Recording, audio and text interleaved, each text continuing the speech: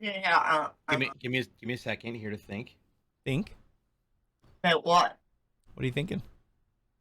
Okay. Trying to get loud and into his. He's getting into his mouth. Just get a gun, put it in your mouth, and just do like the whole like Family Guy like areas. Right. All right. Get one.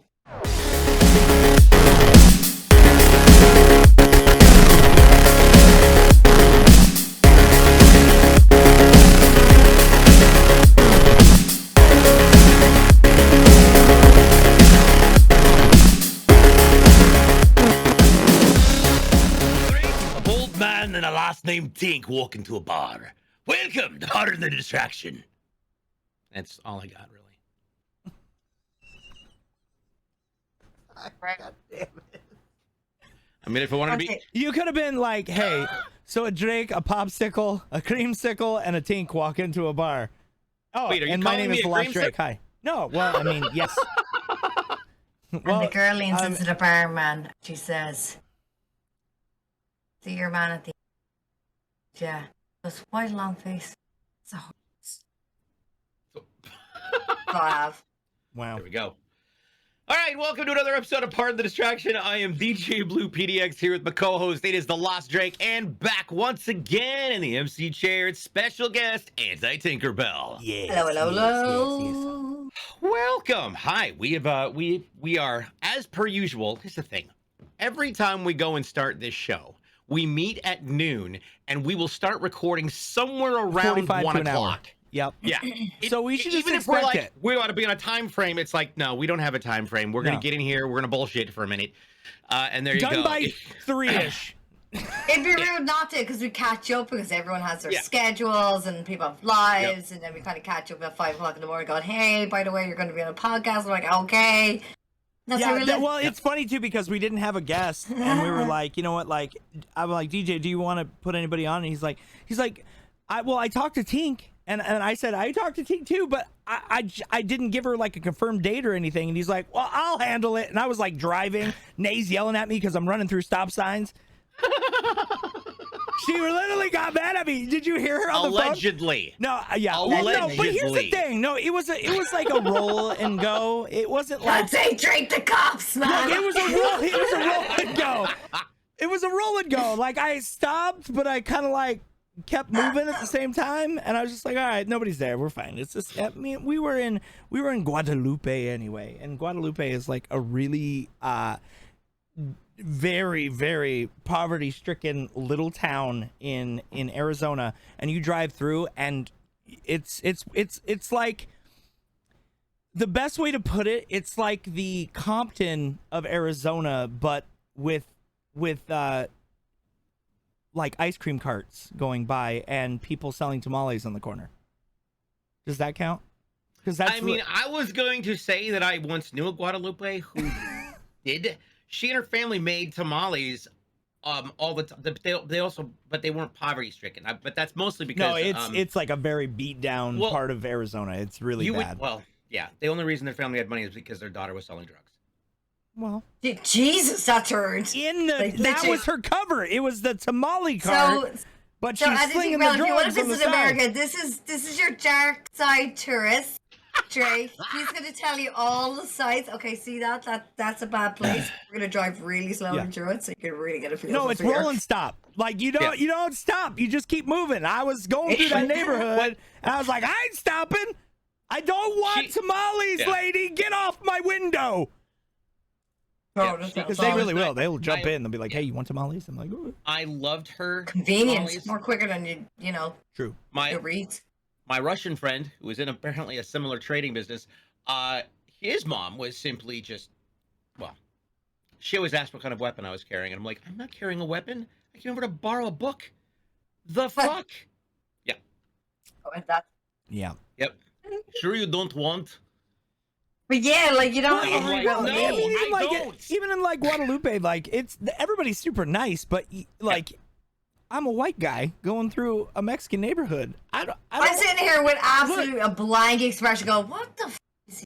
No, No, but like for real though, like I don't know any of this. They're like, get the fuck out of our neighborhood. Okay, I'm out of here. And that's why I was rolling stop, man. I didn't want to be there and bother them. They were nice. They were offering me tamales. It's not like it's Cabrini Green or something. Jesus. Yeah, I know. Yeah, that's true. Yeah, I mean, it wasn't like I have wasn't no like idea. driving through Compton and like you lose your tires when you're driving through. Hold on. Yeah, yes, you do. Candyman. Yes, you do. Oh. The original '90s Candyman. Remember that? Oh yeah. Oh, I remember it. Yes, of course I do. That neighborhood where all that happened. That is Cabrini. That's Cabrini Green, or at least it was Cabrini Green before it was mowed down and they put in track housing and freeways. Whoa. Well, that's a turn. Well, look, I'm just gonna say that you know, really went down. I know it's all over the place. You just gave us the perfect segue into San Diego Comic-Con because because I guess the first thing that we could talk about is Sandman, which was officially released with a trailer at San Diego Comic-Con. And by the way, just so everybody knows too, again, we're going to be talking about San Diego Comic-Con today and everything that was announced over the weekend. A lot of things. We're going to talk about our review of the Steam Deck, which both me and DJ got different versions. He got the 512 and I got the 256. And then we're also going to talk about Twitch Amsterdam, which Tink went to, and we're going to talk about her experience with that too. So it's going to be a pretty action-packed podcast, and we're going to talk about all the things, okay? I don't know why I got a weird accent, so just go with I don't know why you just go with it. It's one of those awkward situations. Look, I'm a man of a million voices. Listen, I just go with it. There's 3 people here with ADHD, right? You need to have patience with us, okay? Yeah, just try to focus, but don't focus, okay? That's why it's called a distraction. Just wind the road a bit. Just you know, see a sign, just keep going. That should have been the marketing tag for Ford. Focus, but not focus. Focus, but not Pardon focus. us. This is a focus. There we go. Oh my God! Do you want to start at the top of the list for IG? So IGN did a massive huge coverage article. So skipping the toys, skipping the toys list. Let's talk about the first one that's on the list, and it is a first look at the characters of Dungeons and Dragons: Honor Amongst Thieves, which is apparently in production. It's got Hugh Grant in it, Chris Pine, Justice Smith, Michelle Rodriguez, Sophia Lillis. Lilies? Yeah. Lillis? Yeah. Lillis?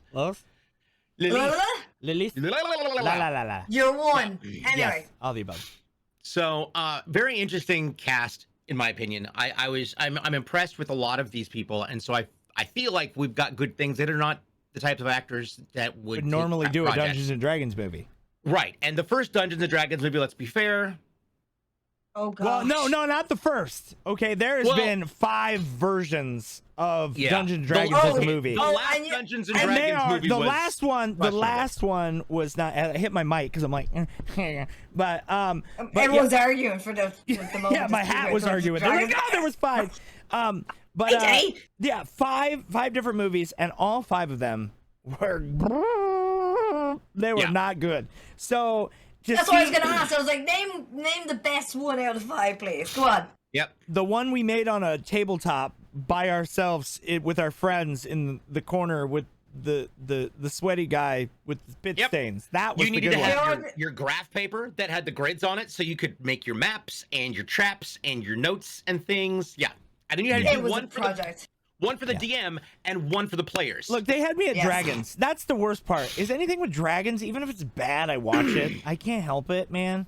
It's like it's on my family crest. Like I literally have drakes on my family crest. It's built into me. Like dragons. You had me at dragons. I don't even care if it's bad or good. Let's go. Yep. Somebody get him a dragon to just keep him quiet. I need one. Well, I know. Look at this guy. So, yeah. Let's see here. But so there is an official trailer for it. Yeah. Right now. Okay. Yes. Yeah, I've seen it. Yeah, the trailer. The trailer. I watched the trailer. It looked pretty good. It definitely looks. Hopefully, this is the key thing. This is the reason why I feel like Dungeons and Dragons always failed. They never had people in the roles that actually played Dungeons and Dragons or were nerdy. And I feel like every single one of the people, especially Michelle, who is a huge nerd. Massive gamer. Because Vin Diesel and her play D&D together, and then not only that, but they're just massive nerds. They love making video games, and so I think that combination, I don't know if Chris Pine is a nerd, but I could see him being a nerd. Hugh Grant's in it. I see the trailer. I'm not mad about it. Hugh Grant was alive before video games came out, so I'm sure I'm sure he's seen his fair share of video games his whole life. Yeah, but we're talking about good old tabletop RPG that we all loved, that was underground for some of us who were bullied. Yeah, the shit that we were picked on for playing, but now it's like mainstream. Yeah. Right now. Yeah, but I'm not really. I was watching the trailer and I was like, Jesus, there's so much. It feels so cheesy and forced. And I'm not optimistic about it. It does have the weird cheesy humor in it.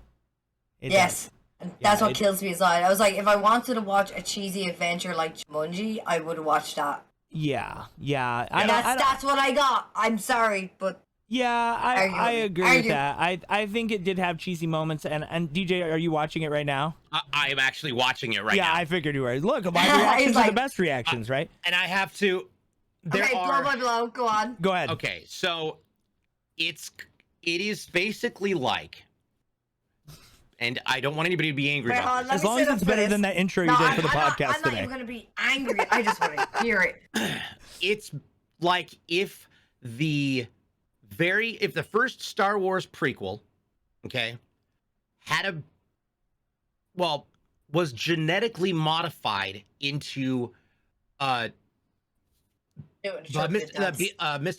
Mystic Beasts, Harry Potter, Mystical Beasts, and whatever. Fantastical Beasts. Fantastical Beasts. Magical Beast or whatever. Yeah. That's the new title. That's the name of the third movie. So the green screening of the very first prequel for with Johnny Depp. For Star Wars and Fantastic Beasts, a bit of Lord of the Rings, and then I would probably say Percy Jackson, but I hear you about the Percy Jackson. Yeah, Percy Jackson. Okay. I can see that. But it's blended in all of the weirdest ways. Yeah. Who's the director? It looks very interesting. Like the dragons look dope as hell. Like they look really good. I mean, you can't really fuck up dragons now at this point. And granted, this is a first peek. They probably haven't done a final wash on it. They haven't done their final pass for special effects and stuff, which is not uncommon. Yeah. So I suppose, but pushing it for Comic-Con, I get it. These are partial scenes that they're like, all right, we've got this section finished. Figure out how to put this in the trailer because it's one of the few things that's actually presentable right now. Right. But there you go with that. That's just where I've. You know what? I honestly was just thinking. I was just thinking about this. We're gonna have to break this up into. It's gonna have to be 2 parts because we're gonna straight up. Like everybody who's listening right now too, we're gonna have to divide this into 2 parts because nobody's gonna want to listen to 2 hours of us ranting about all these things. They're gonna want to break up and have gap points. And the second part, once we start talking about Marvel, it's gonna be gone. Oh my god! We're not even getting to the Steam Deck yet. I know. I know. That's what I'm saying. So let's talk about. Do you want to do this first? Okay. Well, if you're gonna bring up Marvel, it's gonna be a hold my beer. I know. When I set my shit up for this. Oh god, dude! You and I are gonna be able to go take a shower, I have my Avengers stuff. I'm ready, man. I'm ready. Let's talk about the Steam Deck first. We'll digress. We'll go back. We'll talk about Steam Deck. And then we'll talk about Amsterdam first. Then we'll dive into San Diego Comic-Con. I know. Look, we're distracted. Focus, okay, but people. Not focus. Okay, there we go. It is great. I focus, love this not focus. Now. All right, so let's talk about it. Starting last year, Valve's Steam they advertised the brand new Steam Deck that was coming out in 3 different flavors. They had 3 different sizes for your various needs. I believe it was a 128, I got the strawberry. A 128, 256, and a 512. I got the strawberry one. The 512 was a little bit different, had a different screen, different processor in it, but yes, and different paste. Yes. Paste? Oh, yes, it also tastes better. Yeah. So I got mine. You got the vanilla. 2 weeks ago, last week, and I'd ordered the 512, and luckily you didn't go vanilla. Yeah, lucky for me. Well, I ordered it like before Delta destroyed all of my gear. You went full Belgian chocolate with that. Yeah. And then so here's the thing that Amazon Prime Day, they had terabyte micro SD cards. They were ultra SD cards for $60. Nice. So now I have a terabyte and a half of storage on this thing, which is kind of rad. And at night, I've been testing it out and playing things. Lately, my streams have been a lot of Dying Light, and Techland has been coming into my streams and talking about the games and stuff. And I mentioned, hey, I'm loving the fact that Dying Light 1 in its entirety is available on the Steam Deck, and it is. But it's not the only game, and it's really fun to play at night when you're on your own in your bedroom, just kind of there, and you like to beat the shit out of things before you go to sleep. Batman Arkham City. Oh yeah. Oh Great yeah. game. Take that to bed. It's a long game. It's a great game. The combat mechanics in it is just brilliant. Oh, yeah. So yeah. I They're love this just that we're giving comparisons because you guys are gonna die laughing when you find out what I played and why and what happened. Well, So He got strawberry flavor. He probably played Stardew Valley or something on it. I just want to point out that you have access to all of your friends list on Steam. Yep. It is you've got a moderation. You've also got your options to manage your software. Like I had to do a couple things in order to get Batman to work because there's a couple Proton installs that need to happen. Yeah. And that is one of the that's how they modify the. and you can categorize them. adapt the game. Well, you can categorize them too, and they'll have different icons next to each game. What's playable, what's not, and what's undetermined. They have an undetermined tag that'll have like a So little like check. it depends on the It dev. depends. Or whoever, It depends right? on the dev and also the settings. So it may not be controller supported. So you have to program the controller to be able to use it on the Stream Deck. Or I keep saying Stream Deck. I keep saying Stream Deck, but it's Steam Deck. There you Steam Deck. go. Steam. They're all close, man. I can't keep The track. deck. Except this Let's one. call it the deck. The deck. Right? Let's talk The about deck. the deck. The deck. The Steam Deck. The deck. The Steam Yeah, it's Deck. steamy. It's very steamy. It also can push out video through its. Now, the one thing that's weird is it's got. So I'm going to show this here. It's Batman Arkham City. Great. There we go. Okay. It's got great fidelity when you're when you're going through all the 3D. It's wild. It's clean. It's clean. It's very. It is a very very clean feel. The sound production out of it, even with just the speakers. Yeah, the Because speakers are really the good way too. it's designed, your palms rest on the sides. They don't cover the speaker holes, which is genius. Yeah. Fundamental but obvious, probably. Can you connect to Bluetooth to your headphone speakers easily? Yes. Yes, you can. And you know what else you can do? With a USB-C to HDMI, you can hook plug it right this up to your bad boy TV. into a television. Yep. Or a monitor. So basically, it's a portable PC, Yeah. Nice. which it And if does you have want, a you desktop can- mode. And it's got dual blue. You can have connect to 2 different devices or multiple devices in the Bluetooth. So you could do your headphones, plug it into the TV, and then And connect have a a keyboard. controller. Or a keyboard and a mouse. Yep. Yeah, or connect a keyboard and a mouse Bluetooth. Nice. Yep. That's nice. Yeah. It maintains all of your controls that you have from that are set in your profile You're in buying. Steam.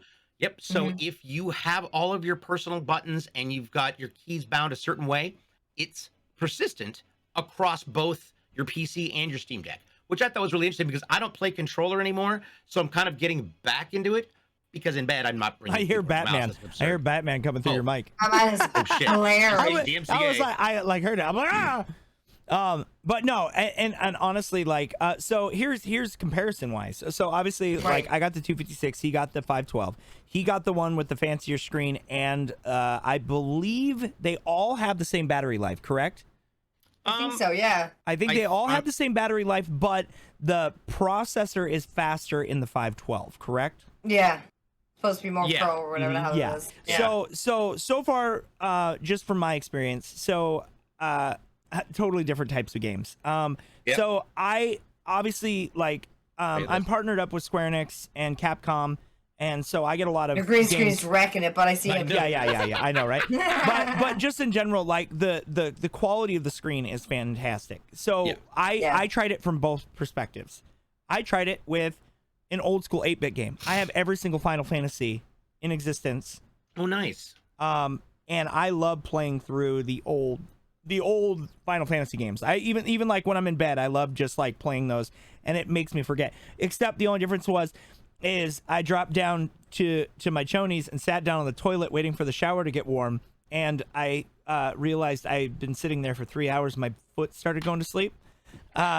So, I'm so glad I'm not the only one who pulls that shit. Oh my God. so my feet went to sleep. You guys are way too comfortable in the toilet. No, It's look, you know disgusting. what? Look, the toilet I have is a nice my safe bathroom. place. I'm going to be very honest. I have a lovely bathroom. I designed that thing myself, okay? But I will not have him in that bathroom at all. He's downstairs in this cupboard. Look. There's only two places that I am completely Gross. and utterly myself. That is when I'm shitting, and when I forget that I'm shitting and I'm playing the Steam Deck. Turning. I will get lost 'Cause I watching didn't even have my TikToks pants on the down. toilet. Yeah. I didn't even have my pants down. I literally was in my boxers, just sitting there, no shirt on, just boxers and socks. I don't know why. How do you shit Why normally? do you give me the visual image? I know you in real life. Look. No, but I was just sitting there, just boxers, just chilling. Like on the lid but or I the was ring? waiting for the water to get hot. Stop. I was Oh my waiting for the water god, to get hot. I had socks on. tell Nay, I understand. I still I'm had so my sorry. hat on. I still had my hat on.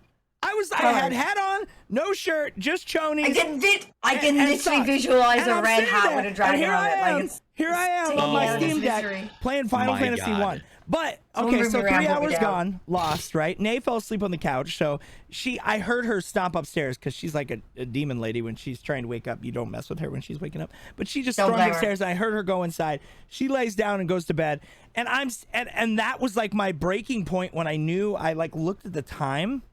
And I was like, oh, 3 hours. It was almost 3 hours. I was like playing Final Fantasy 1 on the toilet with this thing. Oh my God, But dude. the quality on the fucking old 8-bit game, right? Nintendo, NES, but redone. And that was like what got me into RPGs other than Link. Like I loved that whole immersive feel. I've always loved RPGs. I'm a big RPG guy. So I feel like you went through a process of what women go through with birth. You know, like once you have that, like that once push and everything is out and you have that newborn baby, you are just for you. That's what it sounds like to me. Did you wash your hands? Like I didn't even poop. I just sat there because I was hanging. waiting. Because like I turned on Just the hanging. water and I started taking on my Just here's- clothes. just- But then I just like this picked up visual. my Steam Deck and like halfway through I just gave up on everything else. And he turns and he No, left but my and right. foot This is did what's go to hap- sleep and I almost did eat shit. I'm not gonna lie. My This foot is not your completely fault, went my dear. numb. This Like is my not your whole fault. right butt cheek went completely numb. My right leg Not went your numb, fault. and I'm like, oh, and you get those tinglies in your feet. Oh yeah, it was horrible. But anyway, Oh my so god, then I nearly broke myself yesterday doing that. I stood up and went, "Bleh." But anyway, so then I set it down on the counter. I took a shower, dried off, got changed, and then I picked it up and I left it on the whole time. So it was just sitting there. And then I was like, you know what? I'm going to try out like a high-end game. So I went the complete opposite spectrum, brand new game. I went Final Fantasy VII Remake and the quality on it. I love that face. He's like, Yep. But no, the quality on it is stupid because one, the screen's smaller, so it's gonna have really nice pixel density, so it looks really nice. But the one thing that I did notice, Say it sexy. so 3 hours. density. God Sorry. damn it. But no, well, but I played the 8-bit game and maybe dropped down 10% in 3 hours on battery life. Then I got in bed and I started playing Final Fantasy VII, and that's like a high-end PS5 game, like super nice, right? And then now it's on Steam. And that bitch drains the battery like that. I would say maybe you get 2.5, 3 hours tops At best. Yep. playing nonstop. Yeah. And playing that's full games like battery this, charge. I had to actually plug it in about an hour and a half in. I usually play for like an hour at night, and I'll get a third. It'll take down a third of the battery, and so I'm charging it every 2 nights. Yeah. ooh, I wonder how the durability is going to be after a while of having to charge in terms of the health. Yeah. Ooh. Yeah. I will say the fans. I don't own.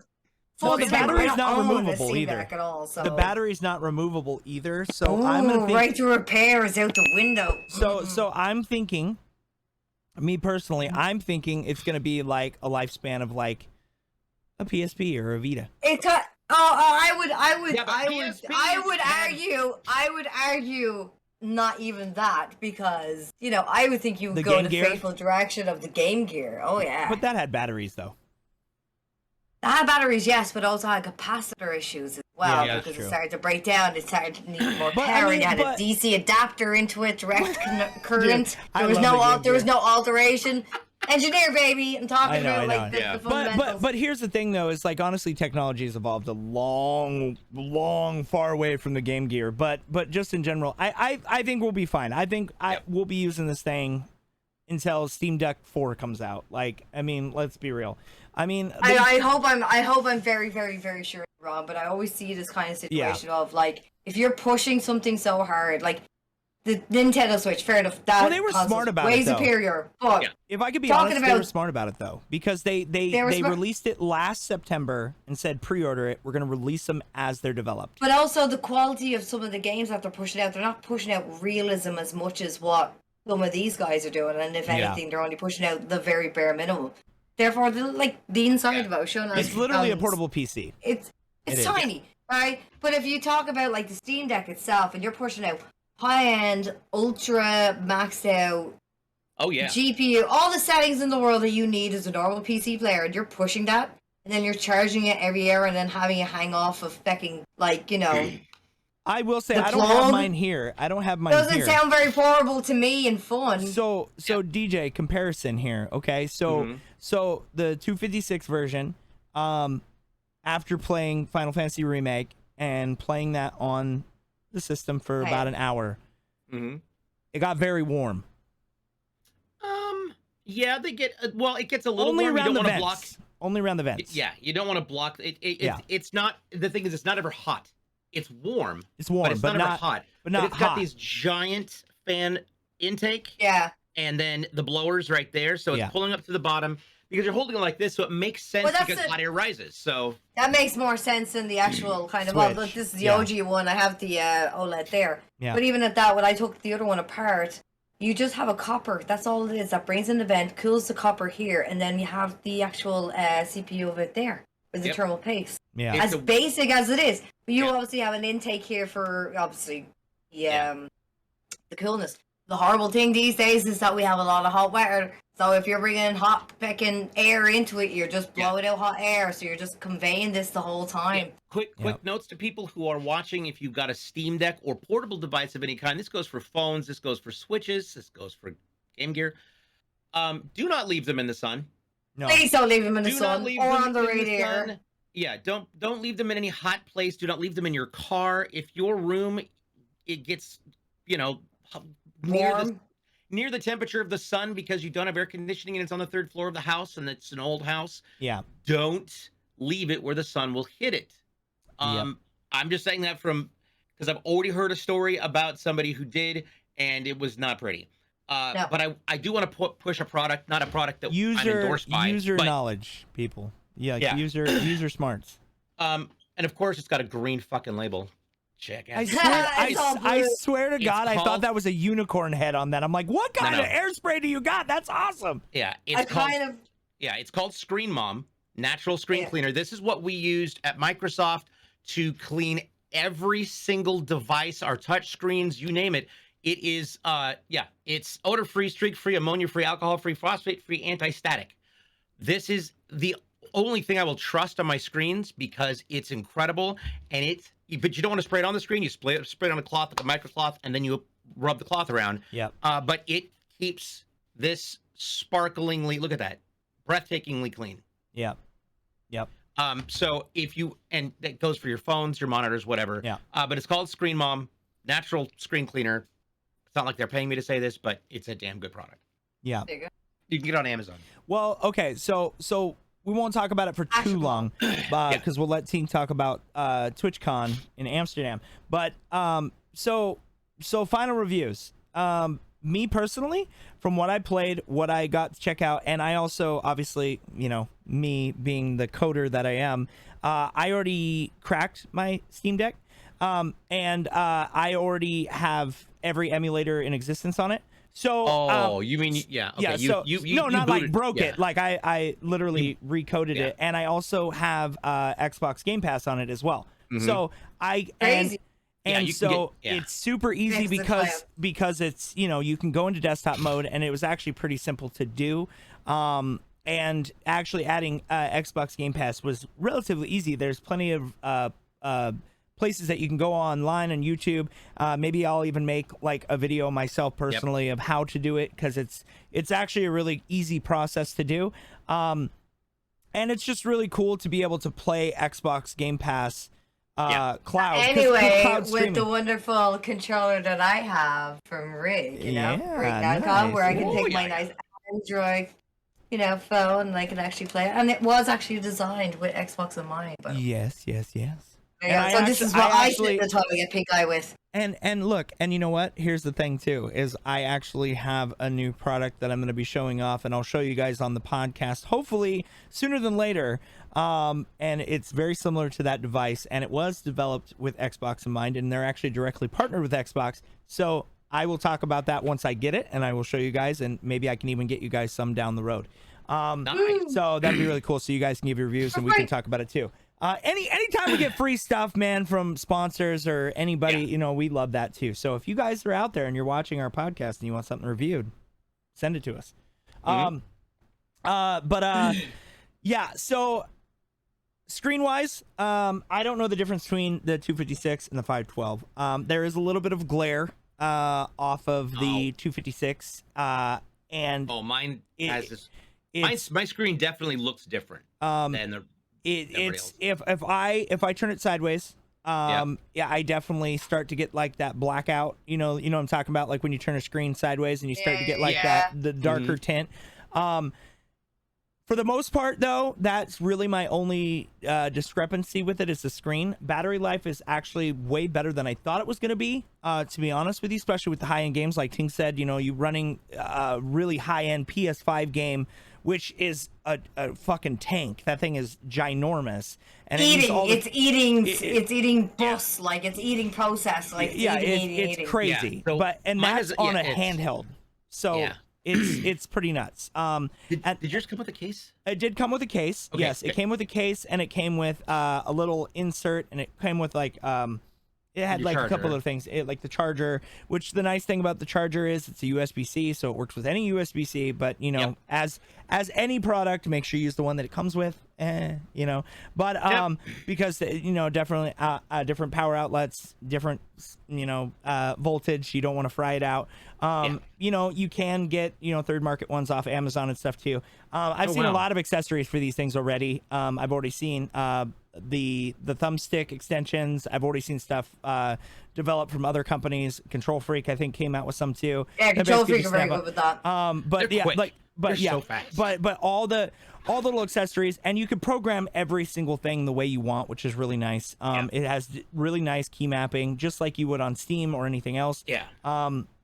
And then as far as expansion, it's fantastic for memory, because that's why I went with the 256, because I wanted enough to run the OS. I wanted enough to have a little backup memory and be able to install a couple games on the base system, but then just be able to slide an SD card in and add that, because I had a 2 terabyte card, so I have 2 terabytes worth of space for games, and I just downloaded everything in my Steam library. It's it's there. So I have everything, and then not only that, on that SD card, I have all my ROMs and everything in there. So, and it's fantastic because I can literally play any game.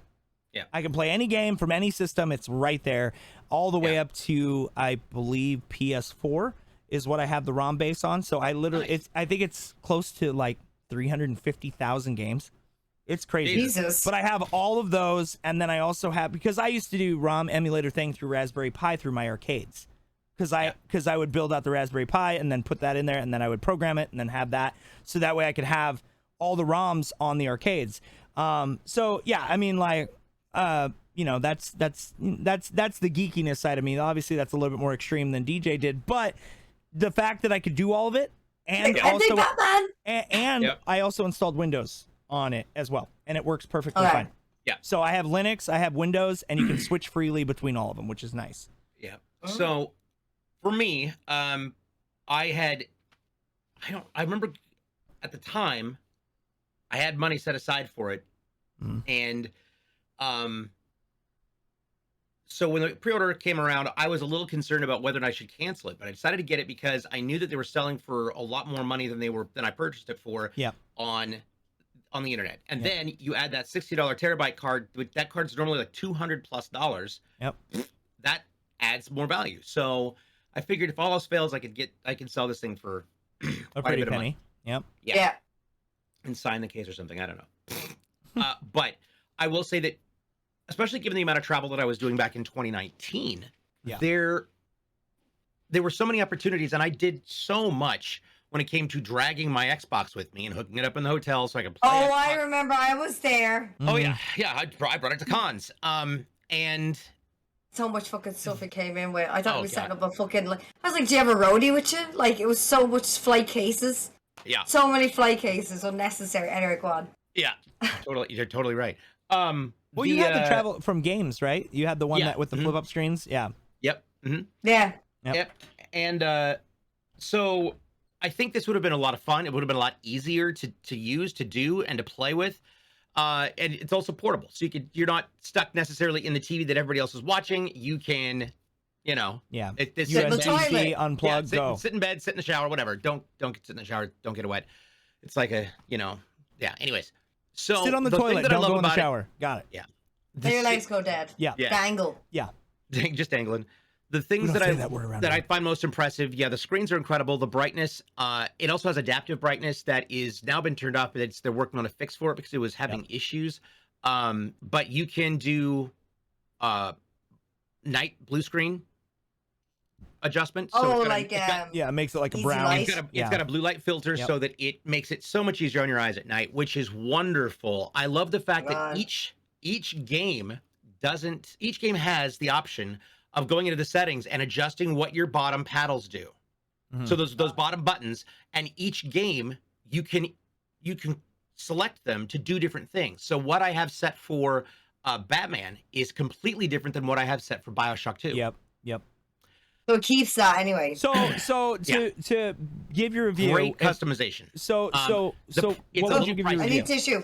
Oh. Hold on. Keep Tissue. talking. I just know I need tissue. I would say that it's a steep price tag for the 512, but I get why it is, because if you look back at the PSPs and the PSP 3000s before they went to PS Vita, those were all running in the $200 to $300, $200 to $300, sometimes $400 range. I got And- mine for $250.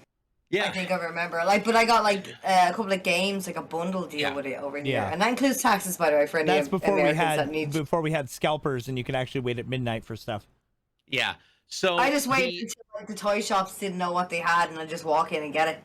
Yeah, right. And I think the big comparative difference between the two would be the fact that with like the PSP, you had the cartridge, little tiny discs, or you could use the data card, but the data card was very specific. You had to use a specific type of data card with a specific type of reader. There it is.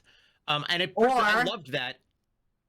Or you can plug this into your TV and play your Vita as well, which is also produced by PlayStation. Yep, those are awesome. God, I forgot about those. I had the one that went out for RCA right, left, and video. So I had the red, white, and yellow. HDMI, baby. God damn it. So I would say it's definitely cool. I think there's the fact that they're consistently able to update it and increase its functionality, increase its compatibility, and continue to add functionality to the games that are offered, and while offering more games as they are ported through to Steam Deck sizing. Because that's the thing, if you try and play a game that's not Steam Deck ready, you've got tiny fucking writing that you can't see shit about. Yeah. So yeah, I'd say it's really cool device. We're gonna get him killed. Like, I'm not sure what's gonna happen. Yeah. Right. I'm glad I got it, but I will say that if I need money, it's the first thing I'm selling. Yeah. Wow. Yeah, that's fair to say. Well, okay, so with all that being said, what if you could give it a score, 1 to 10, what would you give 10 it? being what? 10 being like the best You can't system live you've ever without it? had. Yeah, live without. Yeah. I would, And the reason why? I would, Think about that. I'm gonna say a good solid 8.5, at least an 8.5, Oh. if not a 9. And here's why: because unlike previous handhelds that were designed not without the concept of future-proofing it, which is why as soon as it came out, they were already working on another one, and it's value went down, they future-proofed these to be more functional and more powerful than they needed them to be, so that they could continue to invent, to innovate, and to create, so that we've got more things coming to it. You're not having to go with Steam Deck 2. No, they're still getting the Steam Deck 1 out, but they need it to be functional for that long. And I think that's what we're about to see, is we're about to see the expansion of its capabilities based on not only the software, but the fact that it's in a constant state of development. So I can agree with that. Yeah, I can it definitely agree with screens. that. It's got an advanced controller layout like the Elite, Xbox Elite, which I love the Elite because of the paddles in the bottom. And you've got you can hook up multiple Bluetooth devices to it, unlike any other handheld I know. Yeah. And it's got keyboard and mouse support, headphone support, USB-C charging. You can hook it up to a dock if you want. There is a specific Steam Deck dock that's coming out. Yeah, so like I said, they're developing more and more things. Yeah, to it's add. like, it's cool. It's kind of like a Switch, and you lock it in, but it also charges it, but it also sends everything out. It also has an HDMI slot on the back, so you can just plug in a regular HDMI, which is pretty cool. And I think that's a really cool feature. And I agree with you. I would probably give it an 8 or an 8.5, just because I think technology based, the fact that I can play a PS5 game in my hands, that's pretty fucking cool. But you can also emulate them as well. You also have the option to run Windows on it. And if you honestly think about it from this perspective, right? I put Windows on it. I can hook up a Bluetooth mouse and keyboard, plug it into a TV, and I have a portable PC at all times. If I need to do work, I have it. And I don't have to carry around anything else. I don't have to carry around my Surface Pro. I don't have to carry around any of those things. I have it right there. And it's just kind of nice. It's convenient, instead of carrying around like an Xbox like you used to, you carry around a portable little small mini keyboard, a portable little mouse that's Bluetooth, a headset, put it all in one backpack, you're good to go. And not only do you have a working PC, but you also have a really cool emulated system that, I mean, obviously everybody does it different, but or you can even do it where you play the high-end games. And I think the only reason why I don't give it a higher score is because it is not compatible with my favorite game. And because you can't run Windows properly? Well, no, because they don't allow any games with anti-cheat to run on it. So you can't play anything with multiplayer that has anti-cheat in it, which is very interesting because Apex works on it. Yeah. Because it's mobile based, and so does Fortnite. But the other games, such as like Destiny, big one for me, obviously. Destiny doesn't work on it. You've got like, if you wanted to play Rainbow Six on it, you couldn't. Currently. But like, I'm just saying in general, like as it progresses, I think we're gonna eventually get to a point where we're going to be able to. I have not tried, because Bungie did warn. They're like, do not play Destiny on the Steam Deck. If you do, you will get your account banned, and then not only do you lose your account, but you also can't play the game anyway. So there's no point of doing it. So please try to abide by the rules until the workaround comes, because I've heard people that are going through. I've heard people that are that Microsoft is planning on working with Steam about getting that cross compatibility, and if they do that, that's revolutionary. I mean, literally PlayStation is so behind the curve on that stuff. I hate to say it, but they are. They literally try to stay everything like internal. The days of that is over, like realistically. And I think the evolution of systems is to create a console that can be updated with an update, just like a PC. I mean, realistically, if you think about it, and I think that's the direction Microsoft is going. Because they're coming out with the apps that are going on TVs now, where you just Bluetooth your controller to it. Game-ready TVs. And I can do it with my Apple TV right now. Like, I can do it to my laptop right now, my controller straight up, only because it's Windows to Windows based. Yeah. But that's what I think. I think as time progresses, because Apple's always been high in the curve when it comes to gaming. We all know that. But just I can use my phone for Just Dance. Dance around with it. I can use it for my Apple Watch. I can use it as a controller to play Apple TV on. I think Apple has more support because it was the first out the gate for the most development tools as far as software based.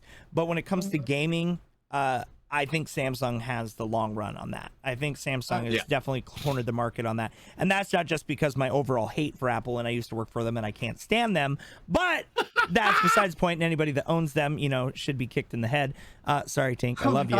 But it makes my life easier. Look, you know what? That's what everybody says. And you're an engineer. You shouldn't say those things. Yeah, because I don't need to get any more backdoor access to what they already have. Okay? Hey, we're trying to keep this stream PG, ma'am.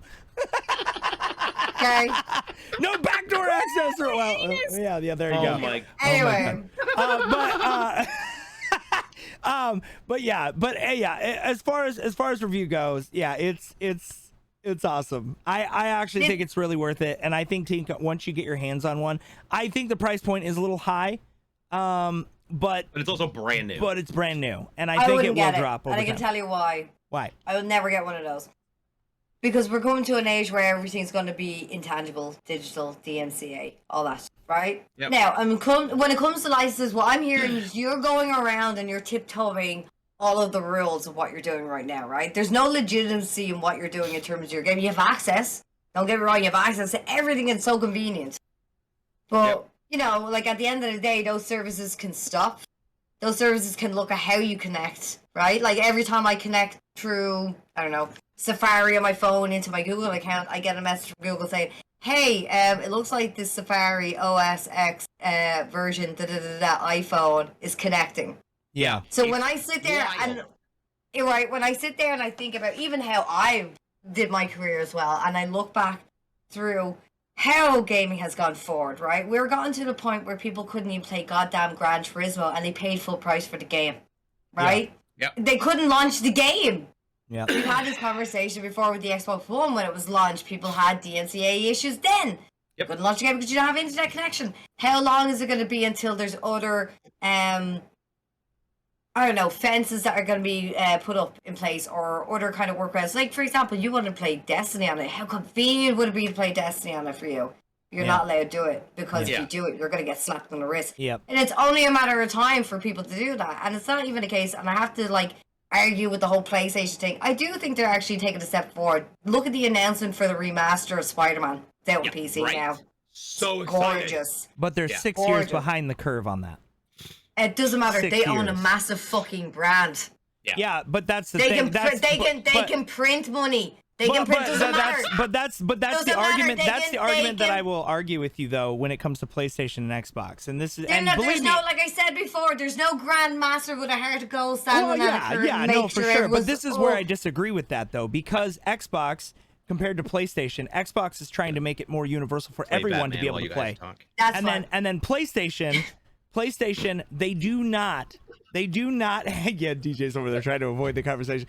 But literally the PlayStation. But they're not announcing it every 2 seconds. That's the difference between these two companies. These two companies operate completely different brands, right? Although they're rocking, 100%. although they're rocking gaming in your eyes, they are entertainment. Sony's an entertainment company. They're an entertainment. They do movies, so you don't call series, Microsoft do games. an entertainment company? They have all that as well. And they've had that way before Sony did. Movies they produced. Yeah, they've never done a movie. I mean, movies they produce, music that they have composed. I've seen only in Forza, every single movie that has been developed used Microsoft technology. So yes. How many people in that engineering room are using Sony and products? Let's be real. How many good Sony movies are there? None. But I'm pointing out to you, at the end of the day, they're still in bed holding on to Spider-Man for ransom. Yep. So at the end of the day, they're still printing cash, and it doesn't matter in your perspective how long it takes them to pull up their boots. They're probably having a firm look around at everyone making their own noise. They made a lot of noise about the Switch. What happened then? Steam Deck came out. You watch. Same thing will happen again. People make a lot of noise. Now we have cloud gaming and we're pushing all this technology forward, right? Yeah. Everything's online, everything's digital. Do you truly own your games? Why do you think I have all of the hoarding in the world when it comes to tangible? Do you truly own your games? Have you not seen my game room, lady? Have I not? Everything physical. Physical, yes, fine, absolutely. As long as you have the compatibility to play it, Yeah. Right? And fair enough, we have Retro and we have other great Yeah. guys, devs out there, grand, okay? But what I'm trying to really push the narrative is that there is always a way for these guys that are trying to make money. I spent an extra 30 euros just to get access to Stray, just so that I could justify the extra 30 euros I spent to make sure I spend the PSN that I do for the year. And to be honest with you, it feels like I have shite. You know what I mean? And this is what I'm doing. Everything is in a tier system because they realize after when the whole looting of money, of small little microtransactions has moved on, now it's a subscription. You can get a subscription per month and you'll get all of the stuff. And now it's a subscription with 3 tiers. But do you truly own your game? They're gouging everybody. But it's only a matter of time until they start looking at videos, and as that time grows and the corporation grows, they're going to look at all the same tips and tricks of what other people used to do and how they'll be able to squeeze out that money. How do you think they're doing it now with this 3-tier business? Think about it. Do you truly own your games? It's only a matter of time, and it's going to be great if they have the actual conversation. If they have the grand conversation. What, like we heard rumors about the Game Pass being available on the Switch. Do you remember that rumor? Well, no, I do. Never happened. Yeah. Because well, I mean, it's that's all the same thing with competition. Xbox Game Pass too. I mean, like that's why they cycle games. They allow you to play them, so you get hooked on them, and then when they're removed off there, then you either have to buy them, or you're buying the same game several times. Yes, and yes, but you got to think about it though in this perspective, and this is one thing that because this is where this is my degree. This is marketing. If you look at it, it's a smart marketing business to do that strategy 100% because they're going to continuously make money on old games that they were no longer making money on. Yeah, but the point of the matter is that it doesn't matter about retaining history to them. It's all about the money and the licensing, right? Oh, yeah. And sooner or later, in my eyes, yes. I will get a Steam Deck on the base that I can access my Steam library because that's what it's built for, right? I'm not going to hack anything or break anything or whatever, right? But when I look at the actual situation of the access to the games, all that other stuff, with the way technology is going forward, how algorithms, everything like that is being picked up, how even things are connecting through each other, through widgets and even webhooks and everything else in between. Things are going to start creeping up where they're going to be like, maybe we should look into how many people are on a Steam Deck that did this, and this, and look at their actual library. Not saying they're going to pry into your business, I don't but think, how you connect but to I like still your don't account think that's going to even happen in our lifetime. And you know why? Yeah, but because you need everything to be online to access everything. Well, if you even look at it like net neutrality, right? Like that was a big conversation, obviously, when. Oh God, yeah, do you remember that? Yeah. So that whole thing, but you also got to remember too, every country is not going to abide by that law, so they're going to try to regionally base it out through Japan and Europe and Australia, and they're going to try to regionally change it, but they can't lock everybody down to that same fine print. They can't. Yeah, no, of course. Because the second that they do that, then you're going to be basically it's breaking the contract inside of a contract, and basically it's just a legal doesn't matter mess. if they own it. It doesn't matter. They own, like you are only licensed to use the product. It's just like us as a brand, right? This is the best way I can put it. Seeing the terms and conditions, us I as a was brand. there having the argument with the lads. Look, right? It's the same argument though with us. Us as a brand, Anti-Tinkerbell, DJ BluePDX, The Lost Drake. We are a brand. We own the rights to it. But at any given point, even us owning it as ourselves, somebody could come in and scoop that from us in 5 seconds if they had the legality behind it. Or better yet, have it emulated on something that you didn't want it on. I mean, yeah, but true. So but, like, but somebody can come in and put my logo up on their stuff and say, "Oh, it's me," and that's why we have copyright infringement. Bring it back. But what I'm trying to point out to you is, do you own your games? Fair enough, you can only retain it for so long. Do we really own anything? Service can only like. I mean, realistically, do we own anything? Services will only turn on for so long. They're turning off. The fucking even like Nintendo shop, all that stuff. I mean, let's be real. But that's my argument. It's great that you look at consoles, and I'm glad, but that's the reason why I'm not going to get one of those. Me, I want to say something. Go. To be completely transparent. Wow. Yes. Why is that invisible?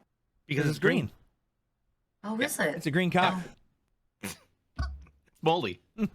That's his name is Moldy. Moldy cock. Yeah. Did he turn green? Was he always green? No. Too many nights on the town. Somebody was like, "This will be funny on your green screen," and I was like, "All right, cool." He was always we call him, Invisicock. There you go. Invisicock. Yes. Active camo chicken. There we go. Totally see where you're coming from, Tink, as far as the live services go, because if you've got a game and it's on a pass, Once you stop paying that pass, It's gone. You ain't got no game. Well, Whereas, well, for those actually, of us, not hold true. on, let me Xbox, finish. no, it's not that Let way. him finish. Let me finish. Here's But the thing. PlayStation, yes. All of my the one thing I loved before I really got into just fuck it digital, because there were so many things I was playing for stream that I couldn't afford to buy them all, and a lot of times they were just given to me as a digital code. So I'm like, great. But all my collector's edition, steel box, aluminum box, decorated boxes for everything from Mass Effect 1, 2, and 3, for Halo, all those discs, that right there, I can always plug that into my 360 or my Xbox offline, online, and play them. Until they shut down the servers. No, like if it's a single player game, Right, if you're if just it's playing single player, single player yes. game. Yeah. Those things you'll have access to. If you have and the biggest struggle I think that most of these online systems struggle from is the management of the DRM. Because if you can't connect to the internet, if for some reason you're off in Cucamonga, It happened to just disconnect that last second. yeah, and so it doesn't see that you are in fact authorized. Therein lies the biggest struggle I've seen, because when I've been playing games that I own the licensing for, like when I would the live service games. When I would take the train to Seattle, right? And Xbox would pay for me to take the train, and I would take my Xbox with me and play it on the train in the bar car, right? Because I didn't want to take discs because the train shakes and it would skip. I had digital content. But I had to have that box set as my home box for it to download everything and make sure that it was the master box. And even then, I had to connect it through my phone's hotspot. Yep. I have 3 Nintendo Switches. If I did not have the set as primary, you can forget about playing your games. Bingo. So I totally. Well, only because I had the cartridge, like the actual cartridge. Then I was fine. But if I didn't, got it. I think there is definitely a balance that has kind of tilted. It was on the lacking end before, and then they overcompensated, and now it needs to come back to a fine middle, because they became too protective, and now they're kind of backing down, and we're seeing that across a lot of different platforms. Because back in the day when they started doing accounts, people are like, "Oh, I'll put my account in your account." They were monitoring what happens. After a while, they start monitoring stuff. Then they realize, okay, well, this is what you're not actually the primary. This is the primary, whatever. Yeah. It happened with Netflix. They're charging people an extra $2 or $1 for sharing a password in a different house. If they're gonna get the money, they'll get the money somehow. And if they can't get the money, they'll fuck you off. And that's my 2 cents. You know what I mean? And that's my problem. And that actually leads us into the next portion of our show, because we're going to talk about another place that takes your money and says, hello, welcome. And that is going to be TwitchCon. Yes. Because we've got another TwitchCon coming up in the fall. 74 days. But you went to the big TwitchCon. And let's be fair, Amsterdam's TwitchCon is fucking massive. Yeah, it was actually, like, to be honest with you, apparently it was supposed to be like 18,000 people there, right? That's it. And 18,000 people spread out in this venue. Got it, yeah. So people were spread out into this venue. 18. That's what I heard. 18,000. Okay. Yeah. 18. Yeah. 18. Not 80. That'd be. That's like PAX level. It would be it would be PAX level. Like, it wasn't PAX for sure. It wasn't PAX level. So yeah, as you know, like TwitchCon was supposed to be going to Berlin in 2020, but the world went into as I would like to call also a Marvel blip in our world. Everything had to be on. It is. It's the. I don't know what number we would be, but it was a blip nonetheless. But we went through our own blip through that years. Right. And it got reorganized to head over to Amsterdam, and it was only that last moment that someone said, like, you're going to TwitchCon Amsterdam, and I was like, 15 minutes down the road. Like, I have never been to a convention where you just I go didn't home have to at fly. night. Yeah. Yeah. Yeah, and you didn't have to have hotels, nothing. I didn't even have a hotel. All I had to worry about was my train ticket, return ticket for 15 minutes in and 15 minutes out. That's nice. That's actually it was wonderful. Yeah. So let me just put that into perspective. I managed to record 70 gigs of footage. I have someone trying to help me through it. It's taken a while to get through it because I never edited it. I put it in 4K, 25 frames. I wanted it to be perfect. Yeah. We invested. First of all, let me just open up your eyes to how this is a Game changer. Gentlemen, may I present you the DJI Oh. Pocket 2. You've seen this on YouTubers' channels and stuff like that, right? I was going to get myself a gimbal for my phone, and I seen a version of it, and I was like, oh, that's really cool. But we had a deep conversation. I have an investor, because they're like, if you record footage, I'd be willing to invest if you record stuff. I was like, cool, I'll do it. Fuck yeah. So, fuck yeah. So, they threw the money in, and we bought this beauty of a thing. It is a game changer, ladies and gentlemen. Wait. It has... The camera and mic is all built in. Everything's built in. It's everything you ever wanted. Let me flip How much is it? 400 euros. It is, no word of a lie, like the best thing I have ever used ever. Like it's the DJI what? DJI Pocket 2. Yeah. The new Pocket 3 is coming out apparently. Post the link in the Pardon the D section in the Discord too, so we can post it underneath the. It's completely modular. Okay, you plug in these connectors. You have your USB-C and Lightning. This comes out it's all modular, so you can. So it actually has a TV screen on it as well. Nice. Has a screen and it's touch as well. So like, I have to send you some of the footage of what I took. But it is like. God, I would love to have that for PAX and TwitchCon here. Yep. Let me see if I can find a just a quick small. Like, I've got some links here. We'll put that in our shitty. I put in I made 30-second things. I made like walking around my thoughts. I had lots and lots. It's cool too because the mic and the camera are built in. That's a cool feature. But also the fact that it's a gimbal as well. It's like all built in. And it's modular as well. And you can have a stand. Is it pretty good? Sound quality's okay for it. Like it has 4 mics built into it, so 1, 2, 4. Got it. All on the sides. Like in a big crowded room with a bunch of people talking and yelling, and obviously, it'll pick up everything. But I haven't really listened back to it too much. Like I haven't had any distortion moments. There is moments where you can't really hear me so well because maybe I'm holding the thing wrong. But like either or, like the quality of it's been like it is a smashing thing. Like I just.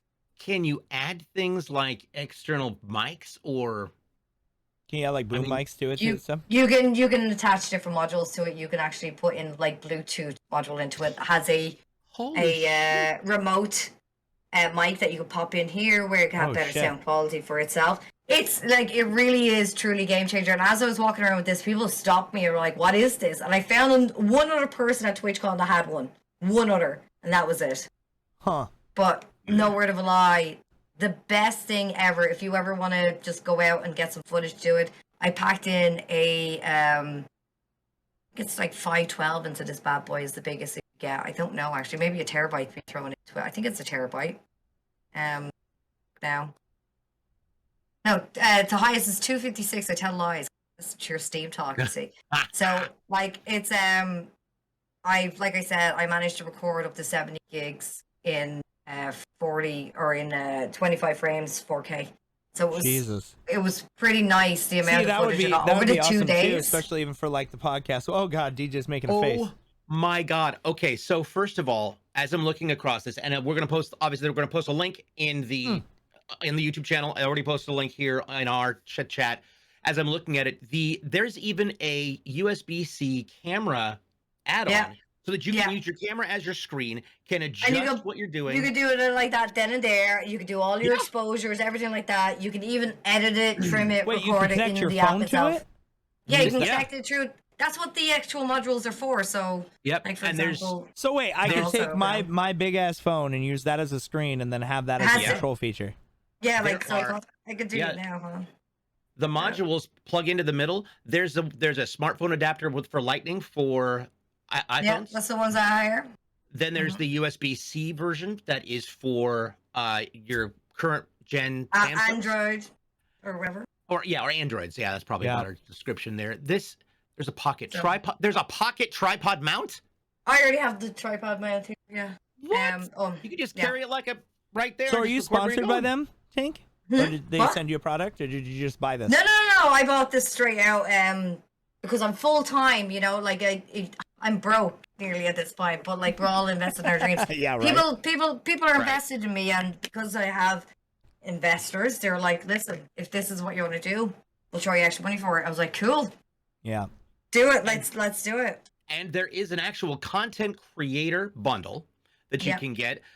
It says that the content creator bundle includes the do-it-all handle, a wireless microphone, a wide-angle lens, a tripod, and a few other select elements that you might need while creating the perfect environment to film your event or experience.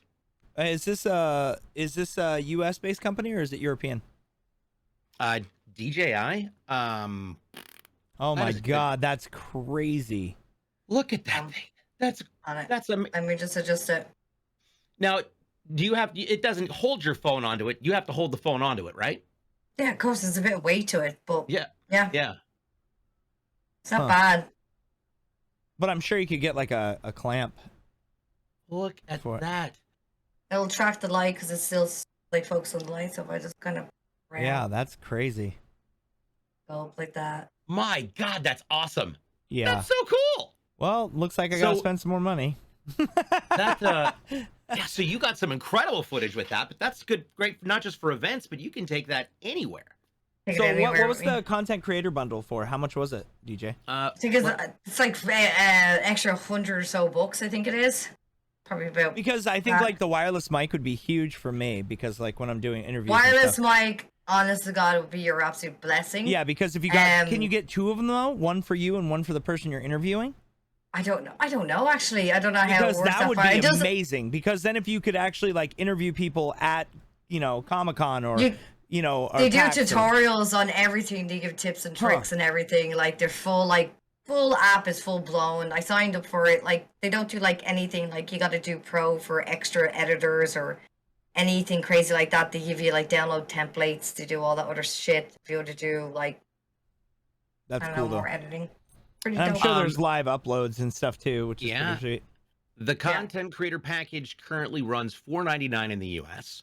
There you The go. standard DJI Pocket 2 on its own is $349. If you want the exclusive white combo bundle, that would be $439. So at that point, like if you're going to spend $350, Might as well you just might get as the upgrade. you yeah. might as well just grab the creator bundle for that. Shit, That's impressive. Well, you know what? Like something like that too would be really awesome. Like even as us as a big group of content creators of the podcast, like all of us just getting one and sharing it when we need it. You know what I mean? Like and just Yeah, like, splitting I- it because When I like said realistically, this, I like said it to anyone. Like, Yeah. like I tell you the truth because I work with you guys closely and know Yeah. your real life, right?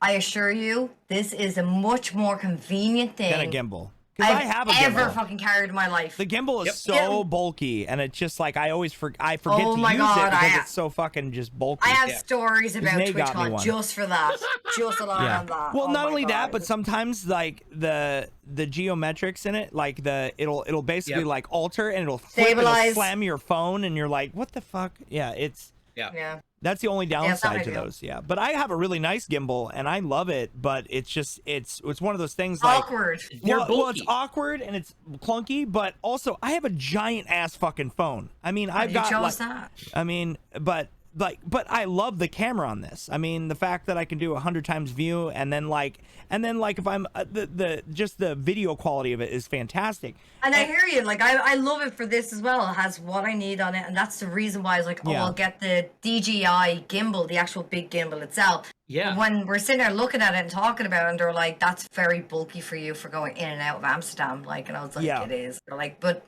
we throw money into this, get the footage. Huh. I was like, Yeah, okay. no, I mean, everybody listening too, we'll definitely put the link down below and let you guys check it out because we just found out about it Hands too. down. So thank Tink for Exactly. that one. No problem at all. I should Look, have a we didn't even referral talk link at this about- point. we didn't even talk Somebody about sponsor TwitchCon. me. Okay, I just want to You talk right. about it. I We want can to talk about it. throw this out there. So for starters, it's a stabilizer. It's a 3-axis gimbal stabilizer with and with a 4K camera on it. It's got a 1.7 CMOS 64 megapixel photo capability. It's got Active Track 3.0, Glamour effects, YouTube, TikTok, vlog video capability, the Android and iPhone. But when I was looking down here, that amazed me was not just the motorized stabilization, but you can set it so that you can do a prolonged exposure Yep. in the settings. Yep. I've been looking for the whatever the highest FPS they've got that they talk about, but it's also got 4 They have microphones. 4K 60 FPS, right? Okay. You can pop that down. It's recommended that when you're doing IRL stuff, apparently, that you do it down to 25 because that's how movies do it. 25 yeah. frames. Yeah, And that so makes that. sense, But only yeah. like 60 frames is what we see as gamers and what we want. When that's smooth, everything's perfect, but that's obviously in the computer setting. That's something that's really realistic, right? Yeah. So our eyes can't do that. So that's One more what the time, they highest can't do setting what? is for what I've done. So it's also got 4 microphones on it, as well as audio zoom, so you can pick and choose where you want the sound to be directed, or where you want to be picking up the sound.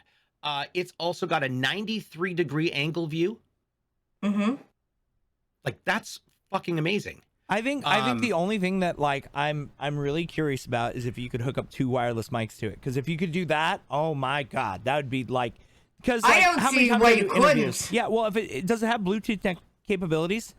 Like, can you actually hook up? It does. It's all modular. You can take the whole thing apart. Like the little kind of bits that I pulled out. That's just the control stick, right? So you can make it much more convenient touching the screen. You can have stuff on the bottom of it as well, which I have the actual stand for the tripod.